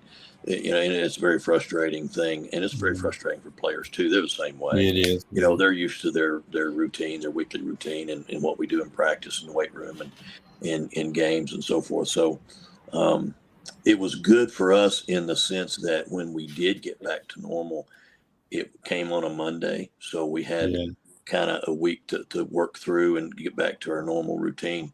Had it popped through, normalcy popped through on a Wednesday or Thursday, that might have been a really awkward thing to deal with. But we're just happy that everything turned out for the best, I think, on all fronts, and we're glad to be back in school and back to football. Well, COVID, the COVID situation kind of helped us all a little bit. It helped me a little bit learn how to deal with all that stuff, because COVID's hard to deal with. You never knew one day or the next what's going to happen. So you're going to get shut down. You're going to you practice for a day or two, then have to stop for a week. I mean, it's just so I don't know. I think that's the worst part, like you said, because we're all planners and routine people, and you have your routine, and then when you're going day to day, you don't know anything. If okay, we're going to be back to normal on Wednesday of next week. Okay, you can start planning and figure out what you need to do step by step. But when you're just one day at a time, what's going to happen today, and you don't know when you get up in the morning what you're going to deal with. And on Monday what you got to do for Tuesday, and Tuesday what you got to do by Wednesday, and so then all of a sudden, there's wrench thrown in that. That's tough. It throws me off. I don't. Maybe I'm just bad. I don't know, but it throws me off. I have a hard time with that. So it is. It's very awkward. It's kind of akin to something that happens in football this time of year, and it's happened to us several times when you get to a game, maybe on a hot night, and you get those lightning delays. and you got to go sit in the locker room for an hour, and we're going to play. Start, It's kind of like that. stop. Yeah. Yeah, that's hard to deal with. Yeah, it is. One more question, then I'll let you go. Are you going to make up a game on your open date to make up for the game that you lost? Would there be a chance that you may get the opportunity to play a makeup game so you can play 10 games? We're going to try our best to do that. We don't want to be stuck with 9 games. We have an open date, October the 25th, and so we're openly looking for folks that have that same date and that are looking for a game. And I think we've actually identified one team, and we're in the process of trying to talk with them and see if we can get a game on that date. But if there's anybody listening that's out there that's kind of in the same boat, we definitely want to play a 10th game. We're going to do our best to get one right there. I will pass that along every week. I will help you out. I will help you out, Coach. I will let people know if you need a game, please call Coach Hines at South Laurel. They need a October 25th game. And actually, that would give you 2 non-district games going if you qualify for the playoffs. Would give you 2 non-district games to get you ready for the playoffs. So that would be good for you. Well, we want to make sure we get a 10th game. You hate to miss out on one. These poor kids only get so many opportunities to play football in their whole career, and I hate to see them miss out on one. So I appreciate you passing that info along. And anybody that has October 25th open and needs a game, give us a call. We'll get it worked out. Also, if you get one, Coach, you let me know and I'll announce it on the show. So we'll take care of you there too. We will do that. Scott, anything else you want to ask Coach before we let him go? It's been a pleasure talking to you, Coach. Good luck this year, and I know you're doing great things. There's an old saying that you can take yours and beat his, and then take his and beat yours. So that's kind of what I hear about you. So listen, there's not many guys out there old enough to remember old Bum Phillips. You're going out there. I appreciate that. I'm an old basketball guy, but I do know a little bit about football. So that's good stuff. Old Bum was a dandy, wasn't he? He was. He's something else. Hey, listen, I appreciate you guys. Appreciate being on the show, and appreciate what you guys do for high school sports. We love it. Well, Coach, it's an honor to have you on the show. Always. Anytime, like Coach Larky, you guys are just. I could fill up probably 2 hours with you two. I mean, with so much good content and stuff, and the people love it and everything. So it's so great. Again, Friday night, they play Pulaski County at home, the district opener for the Cardinals of South Laurel. Then the week after, on October 4th, the big one, North and South, the Battle of Laurel County. That'll also be at North Laurel. And if you don't get a home game on the 25th, Coach, that will be your last home game unless you do get a home game for the 25th. No, actually, and we're at the North game is at South. As okay. Well. Okay. We're at home, and we have one more. We will play Harlan, the Green Dragons, at home. Okay, that's a home game. Okay, all right. That's a home game. Yes. Okay. Coach, my mom lives in London, so I spend a lot of time in London. So I may drop by and catch you in games, come by and speak to you sometime. So I spend a lot. You got to come on down now and have some barbecue, and we got the best concession stand in the mountains. You got to come on down. I may do that. And I know the basketball coach really well, so we. Also, will be a fun week too in Laurel County if you're there because it's Chicken Festival. Chicken Festival time. Chicken Festival will be going on this weekend, so there'll be great football at South. I think North's also at home too. I think they play their district opener. You got the Chicken Festival. And also, I don't want to forget, we're still praying for you, Coach, for you guys in Laurel County and Livingston. So we'll never forget you. We'll always pray for you. And it's been an honor. Good luck to you and the Cardinals on Friday night, and we will talk to you very soon. Good luck, Coach. Thank you, guys. Appreciate it very much. Thanks. Thank you so much. Coach John Hines of the South Laurel Cardinals as he gets set to play his former team, the Maroons of Pulaski County, on Friday night. Anytime you play a former school, Scott, you have to have a few. Oh yeah. I mean, it's CJ. I'll tell you, you've had a home run tonight. You've had 3 really quality coaches so far. It's been high quality people and coaches. You can tell why they're good at what they do. And I've been around coaching a long time, so pretty quick you can pick up on the ones that kind of got their act together. And the 3 guys you've had tonight have all been on the ball. You could tell they know what they're doing and quality people and quality coaches. So we learn a lot from each other. We don't have to even be in the same sport, but you can pick each other's brains and learn a lot from each Listen, you other. can learn something every day from a different coach because they're going to teach you something. I mean, Coach, you can coach. You can coach. I mean, if you can coach, you can coach. Now some know more things about their particular sport than others, but at the same time, a good coach can coach, and he'll find a way. He'll figure it out. And these gentlemen, I've been impressed with them all three very much. And if you put all their years together, Coach Hines is 30 years. Coach Larky's been almost 20. He almost got 65, 70 years of coaching. Yeah. That's a lot of experience right there. Yep. Yeah, we talked about this last year too, how coaches that are a lot of your older coaches are fading out. You got a lot of new coaches, but you still got some coaches that still have the passion to want to teach and make those kids better. So that's what they are. They're good teachers. Good coaches are good teachers. Yeah, no question about that. No question about it. Audrey's supposed to be joining us in just a little bit. She traded spots with Jack this week. I sent her an invitation. She did receive it, so we'll hope we can talk to her in just a few minutes. Let's go to the scoreboard from last week. I'm going to actually do it when she comes on, but she may pop in while we're going over it.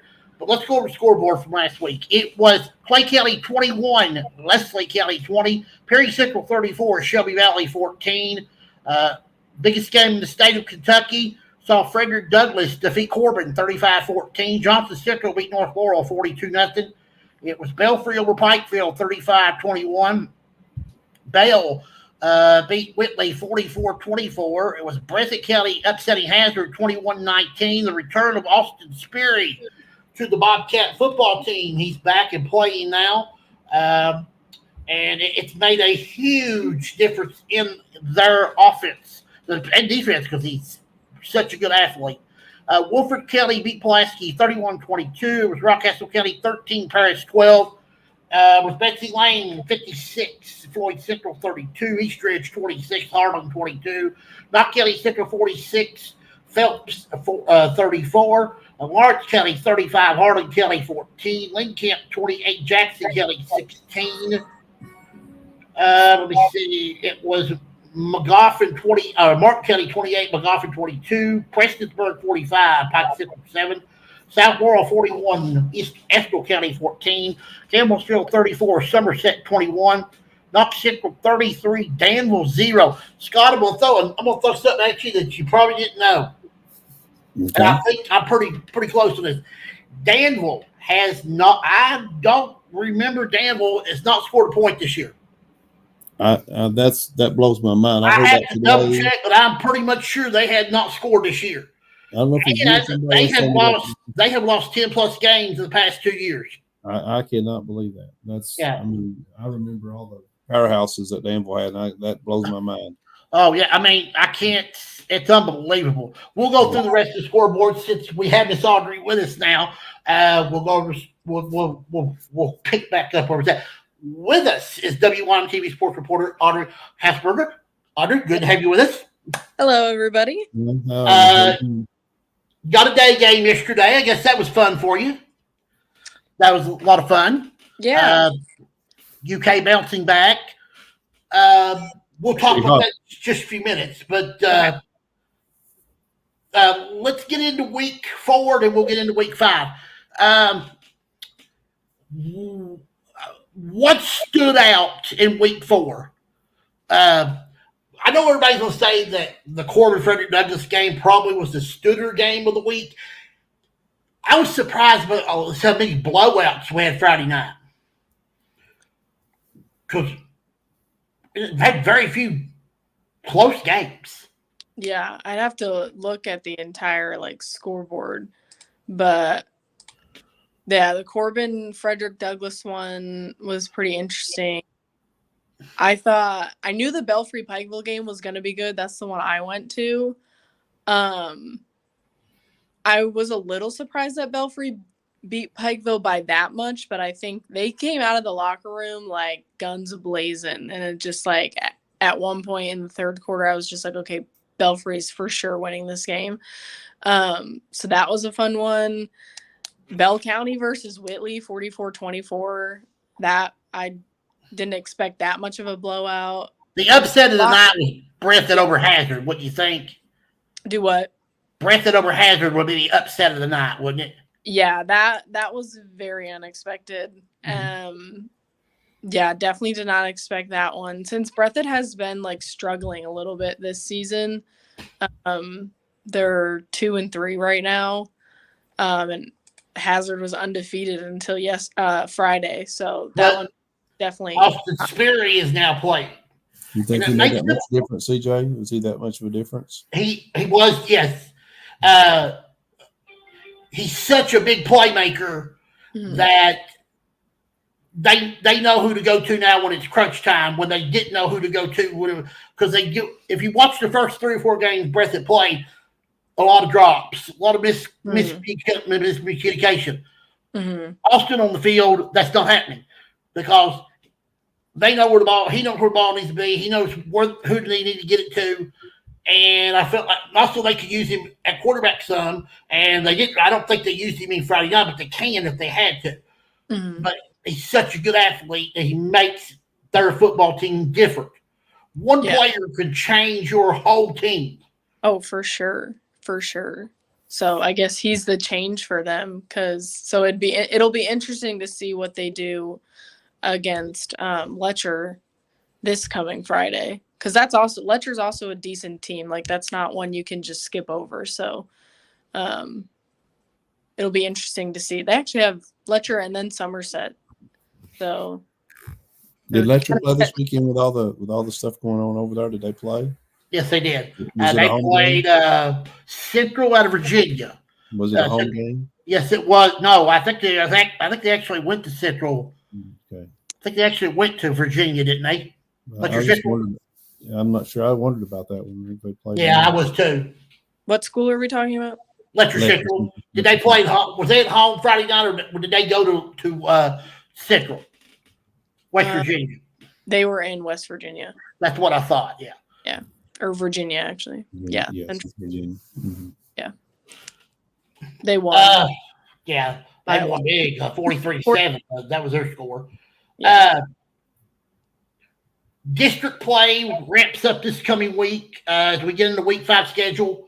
Crazy. As I look at these games, I'm sitting here wondering, can I find one that's going to be competitive? You got Leslie at Paintsville. I'm just going to go through a bunch of them. You tell me what you like after I go through them. Okay. I'm going to go through the schedule, actually, and then we can talk about all of them. Leslie County's at Paintsville. Mark County's at Perry Central. Hazard's at Corbin. It's going to be a good challenge for Hazard. It's going to be a good comeback game for Corbin to see where they're at after the Frederick Douglass game. Johnson Central opens up district play with Boyd County, and Boyd County's not a bad football team. McGoffin County's at Belfry. McCreary Central's at Bale. Pulaski County in South Laurel. That is Coach Hines going against his former team. Rockcastle Clay. I think Rockcastle Clay County is probably the best game in the entire mountains. I think that's just me. Yeah. The Betsy Lanes at Prestonsburg. That's another big game. You got undefeated teams. Somebody is going to be leaving town with a loss. Breathitt County's at Letcher Central. That's the big game. Floyd Central at Pike Central. Jenkins at East Ridge. Lawrence County is at Estill County. Middlesboro's at Lane Camp. Pineville's at Harding. That's for the 119 trophy. Phelps is at Knox Central. Berea is at Jackson County. Lincoln County is at Somerset. Powell's at Fairview. Western Hills is at Morgan County. Wayne County is at Taylor County. Williamsburg is at North Green, Tennessee. And Elizabethtown will be at Shelby Valley. And that is a Saturday game. And that is a 5 p.m. game. Yeah. I think of those ones, the probably most intense game will be Johnson Central at Boyd County. But as far as other games that I think will be competitive, Breathitt County at Letcher, I expect to be pretty good. Martin County at Perry, I could see being competitive. I think Perry Central will take the cake for that one, but I think it'll be competitive for most of the game. Perry Central might pull away late, but let's see. This is the Rockcastle at Clay's pretty good. Letcher at Breathitt at Letcher. Yeah, Breathitt at Letcher. Okay, well, here's a good challenge for you guys. Excuse me. What's your game of the week? Because you've got so many, it was probably hard to choose one that. How do this time? Who do we spotlight? So this. Let's see what was. Yeah. Okay. This next coming Friday is Martin County at Perry Central. Okay, that's your game of the week. WYMT game of the week. Martin County at Perry Central. So, because Leslie County's on the road at Paintsville and Hazard's at Corbin, and those are the teams you will hear on WSGS Power 101 or WJMD or WCQQ. The two of the three are on the road. So, yes, that's a good game. Yeah, I would have thought either that game or you guys would have done Rockcastle Clay, because that would have been a good opportunity. Because we'll be real honest, your Mountain Top 10 tomorrow night is going to be so jumbled. Let me give you that. I'm going to give you my top 10. This is my top 10 for this week. I had two new teams in. Okay, I have Hazard at number 10. I didn't drop them out. I thought Breath County's still a decent team. Hazard probably just was looking ahead to Corbin. Yeah. I kept them at 10. I kept Somerset at number 9, even though they did lose 3 in a row, but they played 3 road games. I want to see Somerset at home. I want to see how they respond when they go back home. My two new teams that I've got in my top 10 this week, I got Prestonsburg at number 8, and I got Clay County at number 7. I think both of them teams are really good football teams. I think they deserve to be in top 10 because they're both playing some really good football. I got Becky Lane at 6. I got Belfry at 5. I got Bell County at 3, Rockcastle County at 2. I got Johnson Central at number 1 team. Wow. That's my top 10. Corbin? Corbin is 4th. Corbin is 4th. Okay. Probably a little low. I know you guys are probably not going to move them probably one line. The only reason I didn't move them, keep them higher, is I thought Rock and Bell both played really well. And I thought that for this one night, I thought they need to, because Corbin's going to get back to number 1 because John Central's still going to play Ashland later in the year. Rock and Bell's going to play each other. That's going to work itself out. Yeah. So, Corbin losing to Frederick Douglass, I feel like in the scheme of like the top 10 and moving them below other mountain teams, like you can't really punish them for that because I still think Corbin would beat any team in this area personally. I just fire them up though. Yeah. I just want to get a little fired up. Yeah. You doubting them is gonna light a fire. No, because I think because I'm gonna be real honest. I think Corbin's the best football team in the mountains. Period. I think you're probably gonna think, well, he's crazy, he's losing his mind. I actually think Corbin is 3 touchdown team better than anybody in the mountains. Yeah, I think. I'm sorry. Go ahead. No, you go ahead, Scott. You poking the bear, CJ. I mean, look. I mean, you play Frederick Douglass, and they got Division I kids on their team, and the Corbin's got some Division I kids. Now Tanner Eastep getting hurt, so that hurt him a little bit. Now, how long he's going to be out, we don't know. Yeah, I hope it's not for very long. But the one game that will be, I think, the biggest test for Corbin left on their schedule is on October 4th when Corbin plays away at Johnson Central. That'll be because that could also be a playoff matchup that we could see again in week 12 or 13 because they could meet in the state semifinals or the regional finals. Yeah. Because right now, you look at the RPI, which came out last week, the first RPI of the year. Johnson Central's ahead of Corbin. Is that right? Let me look at that again. I got it right here. Corbin's 8. Johnson Central is 5 higher. Yeah. No, Johnson Central's actually Corbin's ahead of Johnson Central. Corbin's 8, and Johnson Central was 22nd. If that's right. That's probably not right. I'll have to go over that again. I'll have to look at it again. I'm thinking that I thought Johnson Central was ahead of Corbin. They are. Okay. Johnson Central's RPI is 0.618 and Corbin's is 0.59. Yeah. I did forget they do play in week 6. Yeah, they play. Corbin and Johnson Central play together on October 4th. So And not. that's at Johnson Central. It's Yeah. at Johnson Central. Yeah. Wow. Ooh. I smell a game of the week. That one will be, I smell a game of the week coming up That's there. my lock. Isn't it? I hope so. That would really be a real show for everyone watching on TV. Well, it would be a great showcase for the 4A's and see, because you could, like I said, you could see these two teams play again. Yeah, it could They're be good. shadowing Two of maybe. the best teams in the state for sure. Oh, Yeah. yeah. No question about it. As we get into district play, we're going to start to see the teams that we think that are good. They're going to start to come to the top, and we're going to start to see some of the teams most at the bottom. Yeah. What are some teams you're keeping your eye on as we head to district play? Teams I'm keeping my personal eye on. Let me look at my personal. Are they're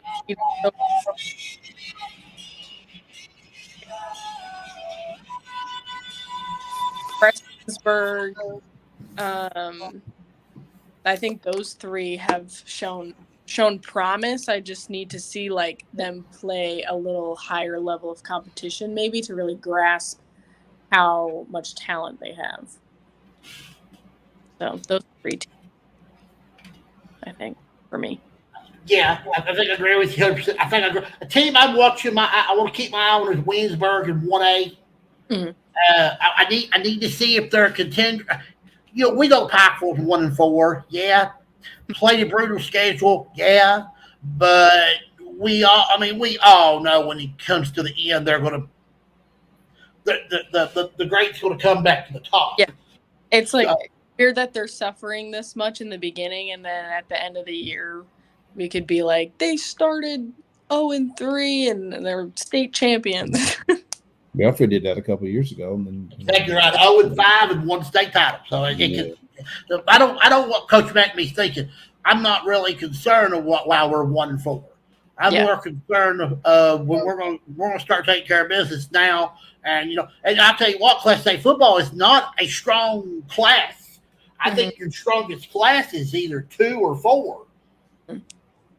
Because if you look at some of the scores that statewide, your better teams are not winning. Yeah. We've seen many of the best teams lose. Mm-hmm. So, I mean, it's opening up a lot of eyes.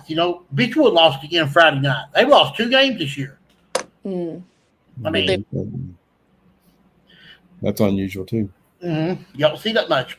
Who'd they lose to? Oh, they lost to. I've got it right here on my scores because I keep statewide scores too. How did Boyle do last week? Well, Beechwood lost to Covington Catholic, 49-28. Which Covington Catholics, it's Covington Catholics. Who did Boyle? How did Boyle do? I know they've been playing really well. So. Boyle, they won. No, actually, Boyle was off this week. Was they off? Yes. I hadn't heard. No, I'm sorry. No. I favored you. They won 48-0. Yeah. They're Taylor. really, really good. Taylor. Probably the biggest statewide score that I saw was 2 of them. Highlands beat Raceland 35-0. Highlands is really good. And probably Cooper beating Great Crossing. I think Great Crossing is a nice football. I tell you what, though, I did tell Armando last week that watch out for Pulaski County. They're a team that's coming on strong. I think they're probably they're a mountain team that nobody's talking about. Yeah. Because they took a Woodford County team who's loaded. Mm-hmm. They should have beat them. Who's coaching Pulaski now? Who's the head coach there now? Tony Burns. Is that right? No, Travis Burns. I'm sorry. You got the team. Why do I call him Tony? I don't know why I did that. Travis Burns. He's doing a great job. Oh, he's doing a great job. Yes, he is. Yeah. They beat GRC in week 3. So Very impressive win. very. I'm hearing the rumor too that we could see the Corbin Pulaski matchup in week 10. The makeup game. I think they're going to try to. If they can work it out. Yeah, that would try to. I know that one. When that one was canceled, it was a big bummer for us. We were excited for that one. Well, I'm hearing that both teams are off on week 10, and I think both teams have reached out to each other, and I think they sort of want to try to do the game. They should. It'll be a good for everybody's sake. Yes. Yes. Coach, there's Daryl McCoy says he's glad to see you. You're an upstanding guy. Daryl says everybody's playing for second and 4A. Probably they are because Boyle County's so good. But, you just don't never know. On one given night where you're playing for a state championship, anything could go. Right. He said Boyle. He thinks Boyle's the best team for it. Austin Sperry says to you, Coach, you're a great guy and a leader. I will put that one on the screen so you can see it. You see it there? Yes, I do. Yes. And Christopher Gregory, I think he tried to call me a moment ago, and I couldn't get to the phone. Sorry, Chris. He was talking about Ashland and Greenup County playing each other this week, which is going to be a pretty good ball game because both them teams are. Greenup County's not a bad football team, so that should be a good matchup there. Let's get to yesterday. I think, Scott, were you at Commonwealth yesterday? I was. I thought I did. I saw a picture of you and the lovely wife there before kickoff. She loves a picture. Scott, what do you take away from yesterday? And then Audrey can give me her thoughts. They look good yesterday. I think defensively they're very good. I am concerned about. I thought they threw the ball a lot more yesterday. Did some things offensively, looked much better. But I am concerned about how we're going to move the ball offensively to keep up with some, like for example, Ole Miss this weekend. I'm not sure our offensive schemes are good enough for us to could put enough points on the board, and we obviously can't leave our defense on the field. I thought that's what happened to us in South Carolina defensively. They scored some, but a lot of it was late because they were worn out because the offense couldn't maintain long enough possessions to keep the defense off the field, and they just eventually wore down. And South Carolina beat us pretty good, but I'm really concerned about us moving the ball against good ball clubs and being able to score to the level that we have to in the SEC. I don't see a lot of the passing schemes and stuff that you can't get away with running the ball 15 times in a row. You got to pass the ball, and I think at this level nowadays anyway, especially, and I don't see us the routes that we run and some of the play calls that we do concern me a little bit. I don't see much that will help us sustain any kind of regular offense or sustainable offense against some of the better ball clubs. I'm a little concerned about that, but they were much better yesterday, obviously. And I've been asked a question about our quarterback. I can't really, to be honest with you, I can't tell how good he is or not just because of some of the things that we run. It concerns me that he may be really good and we not know it and then again, he may not be as good as we hope because, it's just hard to say because I don't like it. I mean, I'm not being critical of other coaches. I don't want to do that because I'm a coach myself, but I'm just concerned with some of the plays that we run and some of the things. I think we put our offense in some bad positions at times. To me, that's my take. You guys may think you're a fool. I don't know. That's just how I see it. I kind of agree with you of their offense has been so almost playing it safe and obviously isn't going to say we do that because we don't believe in Brock or we do that because this is just how we play the game. So you're right. And to worry about it if it's we don't believe in Brock or he just hasn't had the chance to make big plays to because I know a lot of times the offense or the defense is collapsing on him, so he's running for his life. He is. Mm-hmm. Sometimes the snap just about they're back there as soon as you see the snap. So yeah, and then we just don't. We don't run some screen passes and some play action passes. I think may stop some of that rush a little bit to just to make people hold a little bit. But The last I don't 30 know. seconds. I don't see a philosophy. I mean, like yesterday. The last 30 seconds of the half exactly tells you what Kentucky's all about. Well, I'm sorry, out of the Georgia game, I mean, maybe I'm wrong, but I was a little disappointed. And this is, I don't know if I could have went in the locker room and looked at my kids in the face, because we had 9 seconds to go in the first half. We was 1st and 4 on the 4-yard line with 9 seconds to go. We just went in and kicked the field goal. Oh, I know. We should have. I mean, again, you play in Georgia, number 1 team in the country. You don't get many opportunities, so go for it. I mean, you're supposed to lose anyway, so take a chance to win. And he, you know what his answer was, well, if we got a penalty, it's a 10-second runoff, and we wouldn't scored at all. True, but what the other side of that is, if you throw a touchdown pass, look where you are sitting at halftime, and what kind of message you send your kids. Then it's 4th and 7 we're on the 47-yard line, but just past midfield at the end of the game, and I know we're 4th and 8, whatever. I know that chances of us making that they're not great, but if you punt the ball back to Georgia, the number 1 team in the country, you're probably not getting the ball back. And we didn't. We didn't get it back. So to me, I would have went for it. When somebody said, well, we had 3 timeouts. Well, we had 3 timeouts where we didn't get it at the 47 or the 27. It wouldn't. To me, you got 1 shot. I mean, I just would have hated to go in the locker room and look my kids in the face. I'm just worried about a philosophy. Yesterday we went for it, 4th and 8 or 9 yesterday, and we made it. Of course, I know we're not playing Georgia yesterday, obviously, but we went for it yesterday and we didn't kick the field goal. And the other day we did it. Do we have a philosophy, or we just, okay, we're going to go by what the crowd says, I think you gotta say, this is what we are, and this is what we're going to do. If I didn't go for it the other day, I wouldn't have went for it yesterday. Yeah. I mean, I wouldn't have. To me, you're sending a message to your kids that it's like flip a coin, yes or no, I'm going to do this or not. That's just me as an old coach, and I coach basketball and baseball, so maybe I don't know anything about football, but I just don't. I don't understand that. I would not have wanted to go in the locker room and tell my kids, hey, I'm sorry, I just don't have the guts to go for it. I would, and I'm not dogging Stoops because I like Stoops, but I just would not have. I would not have went in there. I'd have said, we're going to go for it. This is our chance of a lifetime. If we don't make it, fellas, we ain't supposed to be here in the first place. We're going for it.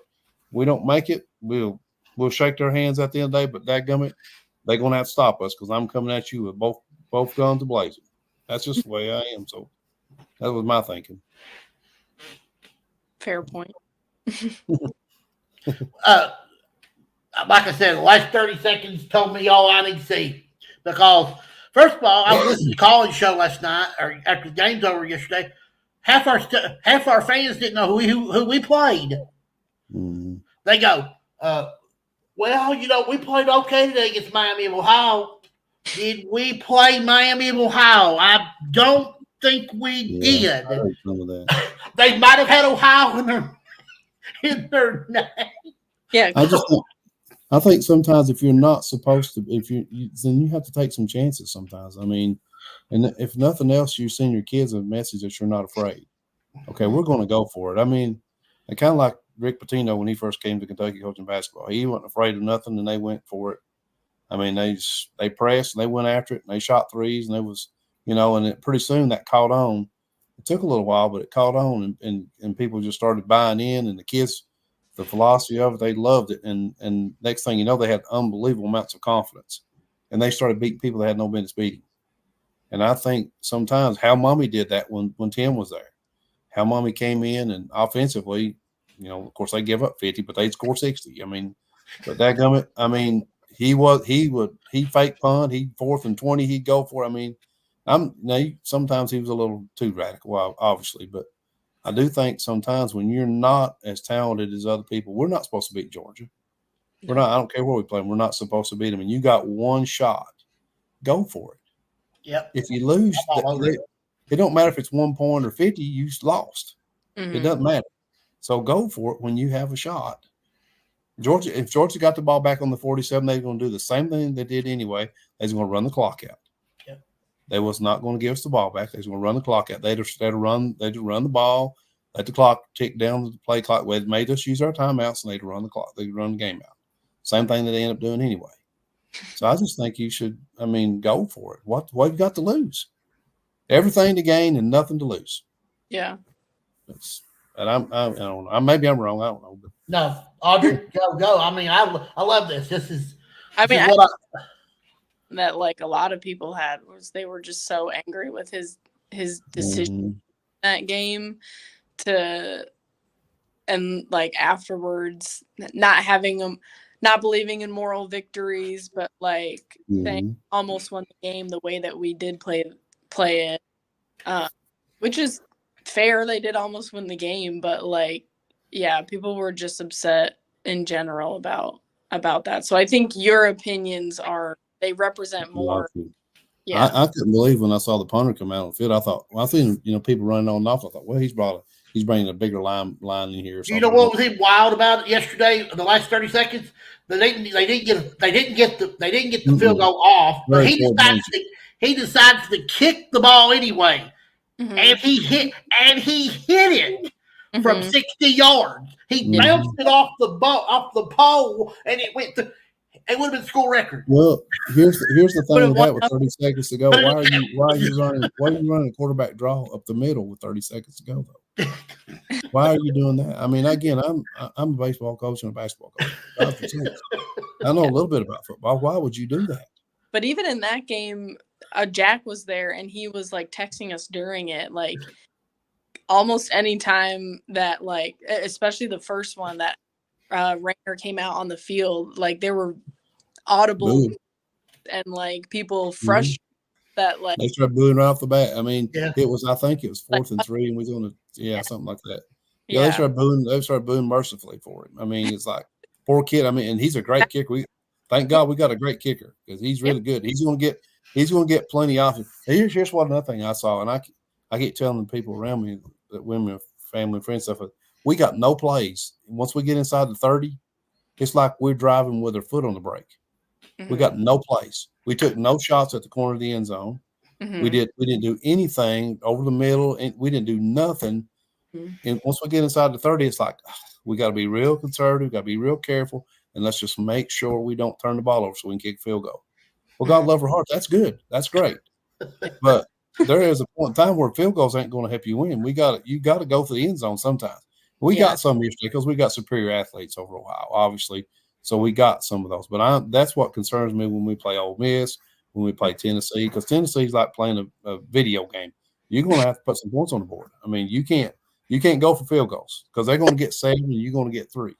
And eventually, it's going to be 40-9 or something. It's not going to work. You gotta go to the end zone sometimes. And we don't run any plays. I don't see anything that we can score on out of the sets that we run and the plays that we run. Like that example of that, here we are, first down, 30 seconds to go, and we run a quarterback draw up the middle. Yeah. Well, you're forced to use your timeout because he got about 4 or 5 yards and he's down in the middle of the field. What happened to throw the ball to the sideline or try to get 15, 20 yards or something? Even if we have to kick a field goal, nothing wrong with no crime in that. But at least let's see if we get closer.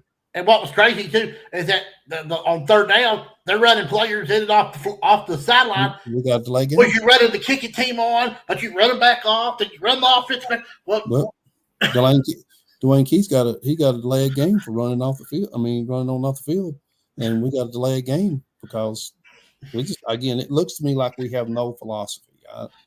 I mean, what's the philosophy going to be? Are we going to press? Or are we going to shoot a bunch of threes? Or are we going to hold the ball and play slow? Or are we going to milk the clock? And we're supposed to play faster. That's all I heard all summer is we're going to play faster. We're not going to milk the game clock down to 3 seconds. So every snap we get is 3 or 4 seconds.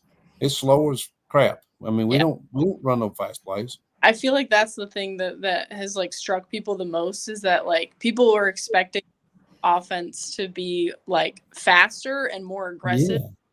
They looked fast in Southern Miss, and then to me, I was at that game, so I was like, oh wow, like they actually like are doing what they said. But then ever since that game, they just haven't.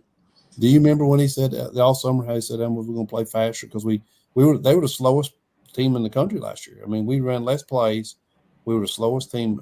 We snapping the ball with 3 or 4 seconds on the game clock every possession. We're doing the same thing. And that's all I heard, how much faster we're going to play. You're going to get in there. I mean, watch Tennessee play or Ole Miss or somebody. They snap that thing in 3 or 4 seconds, and Yeah. they run you to death, and the defense just dies eventually. And they just run it right up your throat. And we don't. We sat there and they drank a bottle of water and, wiped their face off and take all kinds of – don't worry about it. We ain't going to snap it till 3 or 4 seconds. Yeah. Crazy. All right. Well, Audrey. That's my soapbox tonight. I'm sorry. Listen, Scott, you done well. I was proud of you. You done very well. Audrey, you're so adorable. We love having you. We love having you on here. It's so much fun. Thank you. Jack's gonna be with me next week. So he switched with you tonight. So, but you're always a good friend to us, and always we love to hear your opinions and your thoughts. And of course, we love all three of you guys because you're just so much fun. And well, it's always fun coming on here. So thank you for having me. You got to hear my soapbox too. You have a very good rest of the evening, and we will talk to you very soon. Yes. Nice meeting you, Audrey. Nice meeting you. You have a good one, Audrey. Thank you. Audrey Ashburn from WYMT. I think somebody needed her to go do something, so I sort of didn't want her to get in trouble. So, but you know what? Everything you said, Scott, 100%. She probably didn't want to hear my soapbox, but I've been. Guess what? I'll say that for somebody for 3 I will weeks. stay on here another 2 hours and listen to you because I loved it. It was awesome. It was so awesome. All right, let me give a few notes on get here. First of all, I want to say, guys, thank you for the comments. We did catch on towards the end. We got some good comments. That's what I want. That's what I want from you. Participation. When we have participation, we do much better. Thank you. I appreciate that.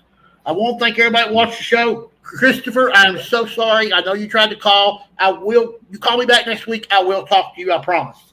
I want to thank everybody in the comments. I want to thank everybody who participated in tonight's show. I want to thank all our coaches. I want to thank Coach Harris from Pineville. I want to thank Coach Larker from Rockcastle County. I also want to thank Coach Hines from South Laurel. And always we want to thank Audrey from WYMT Sports for always being with us. Want to remind everybody I'll be back with you next Sunday night, September 29th, for another edition of the CJ Harris Show, episode number 7. As I don't have a co-host yet. I am working on that, but I do have most of my guests for next week. Jack Demmler is going to be in the 9:30 slot. We got Coach Nathan McPeak from Frederick Douglass. He's going to join me. We're going to talk Frederick Douglass football. We're going to talk to Morehead State University head football coach Jason Woodman next week on the show. And then I'm probably going to have Kyle Maggard on with us. We're going to probably, if Kyle comes on, we're going to talk AMW Wrestling. Got a lot of events coming up. And also, for everybody, if you have a charity organization that needs to raise some money, AMW Wrestling is a good way to make some extra money for your charity. So you might want to give them a call. If we got an open date, we'll always be glad to bring a show to your town. Also, I want to remind everybody, I do go to my Facebook page, go to the CJ Howard Sports Talk page. I want you to like it. I want you to share it. And I want you to share it with everybody else so they can be a part of the CJ Howard Show. I also want you to go like my YouTube channel. You put in there Clarence Howard. If you do, you can go subscribe to my channel. You can also put CJ, either one, subscribe to either one. I would appreciate it as well. Follow me on TikTok. I'm on TikTok. You guys can follow me over there. I got some really good stuff, content over there. Not sport-wise. It's just different stuff. Something to get you, something to make you laugh a little bit. I sing a lot over there. You hear me singing. I like to lip sing over there now. So I make videos of lip singing. So I know Scott would love to hear that. Guys, I have a cash app attached to the show. Any money that you can give to help the show out to buy equipment, and because it does cost money to do this show, because it costs me, I've got to have certain things. Also, I got a GoFundMe page. Guys, if you could help me, I would really appreciate it. I'm trying to get me a car. It's been a hard situation so far. I'm still not having any luck, but if you could help donate, I would appreciate that as well. Scott, go ahead and let's get your final thoughts, and then we will get out of here. Well, just a good show. I thought you had some really good guests tonight, and I was impressed with the coaches that you had. Audrey seems like she's really a sweet person and does a good job, and obviously YMT. But I was impressed with the people you had on the show tonight, and had a lot of fun and enjoyed it, and as always, love talking to some of these coaches and picking their brains. Like I said before, if you can coach, you can coach. It don't matter what sport it is. So these guys seem like they're on top of their game, and I was glad to get to talk to them. I will tell Dan that there's no meal money. Okay, I will make sure that he'll not get no meal money. Tell Dan the well went dry. Do want to remind everybody, please pray.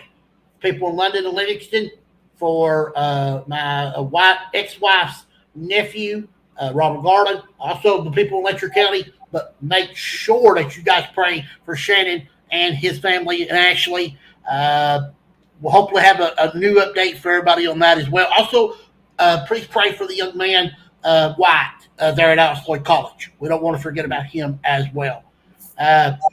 But anything else you want to say, Scott, before we get off here? No, appreciate you having me. Good time. Scott, do not leave me after we get off. I'm going to say something to you when we're not live. Again, I'm Warren Meyer, but I'll be back with you Sunday night for episode number 7 of the C.J. Howard Show. This is C.J. Howard, rounding third and heading for home. And as Casey Kasem would say, keep your feet on the ground and keep reaching for the stars. I love you all. God bless you, and good night. Good night, everybody.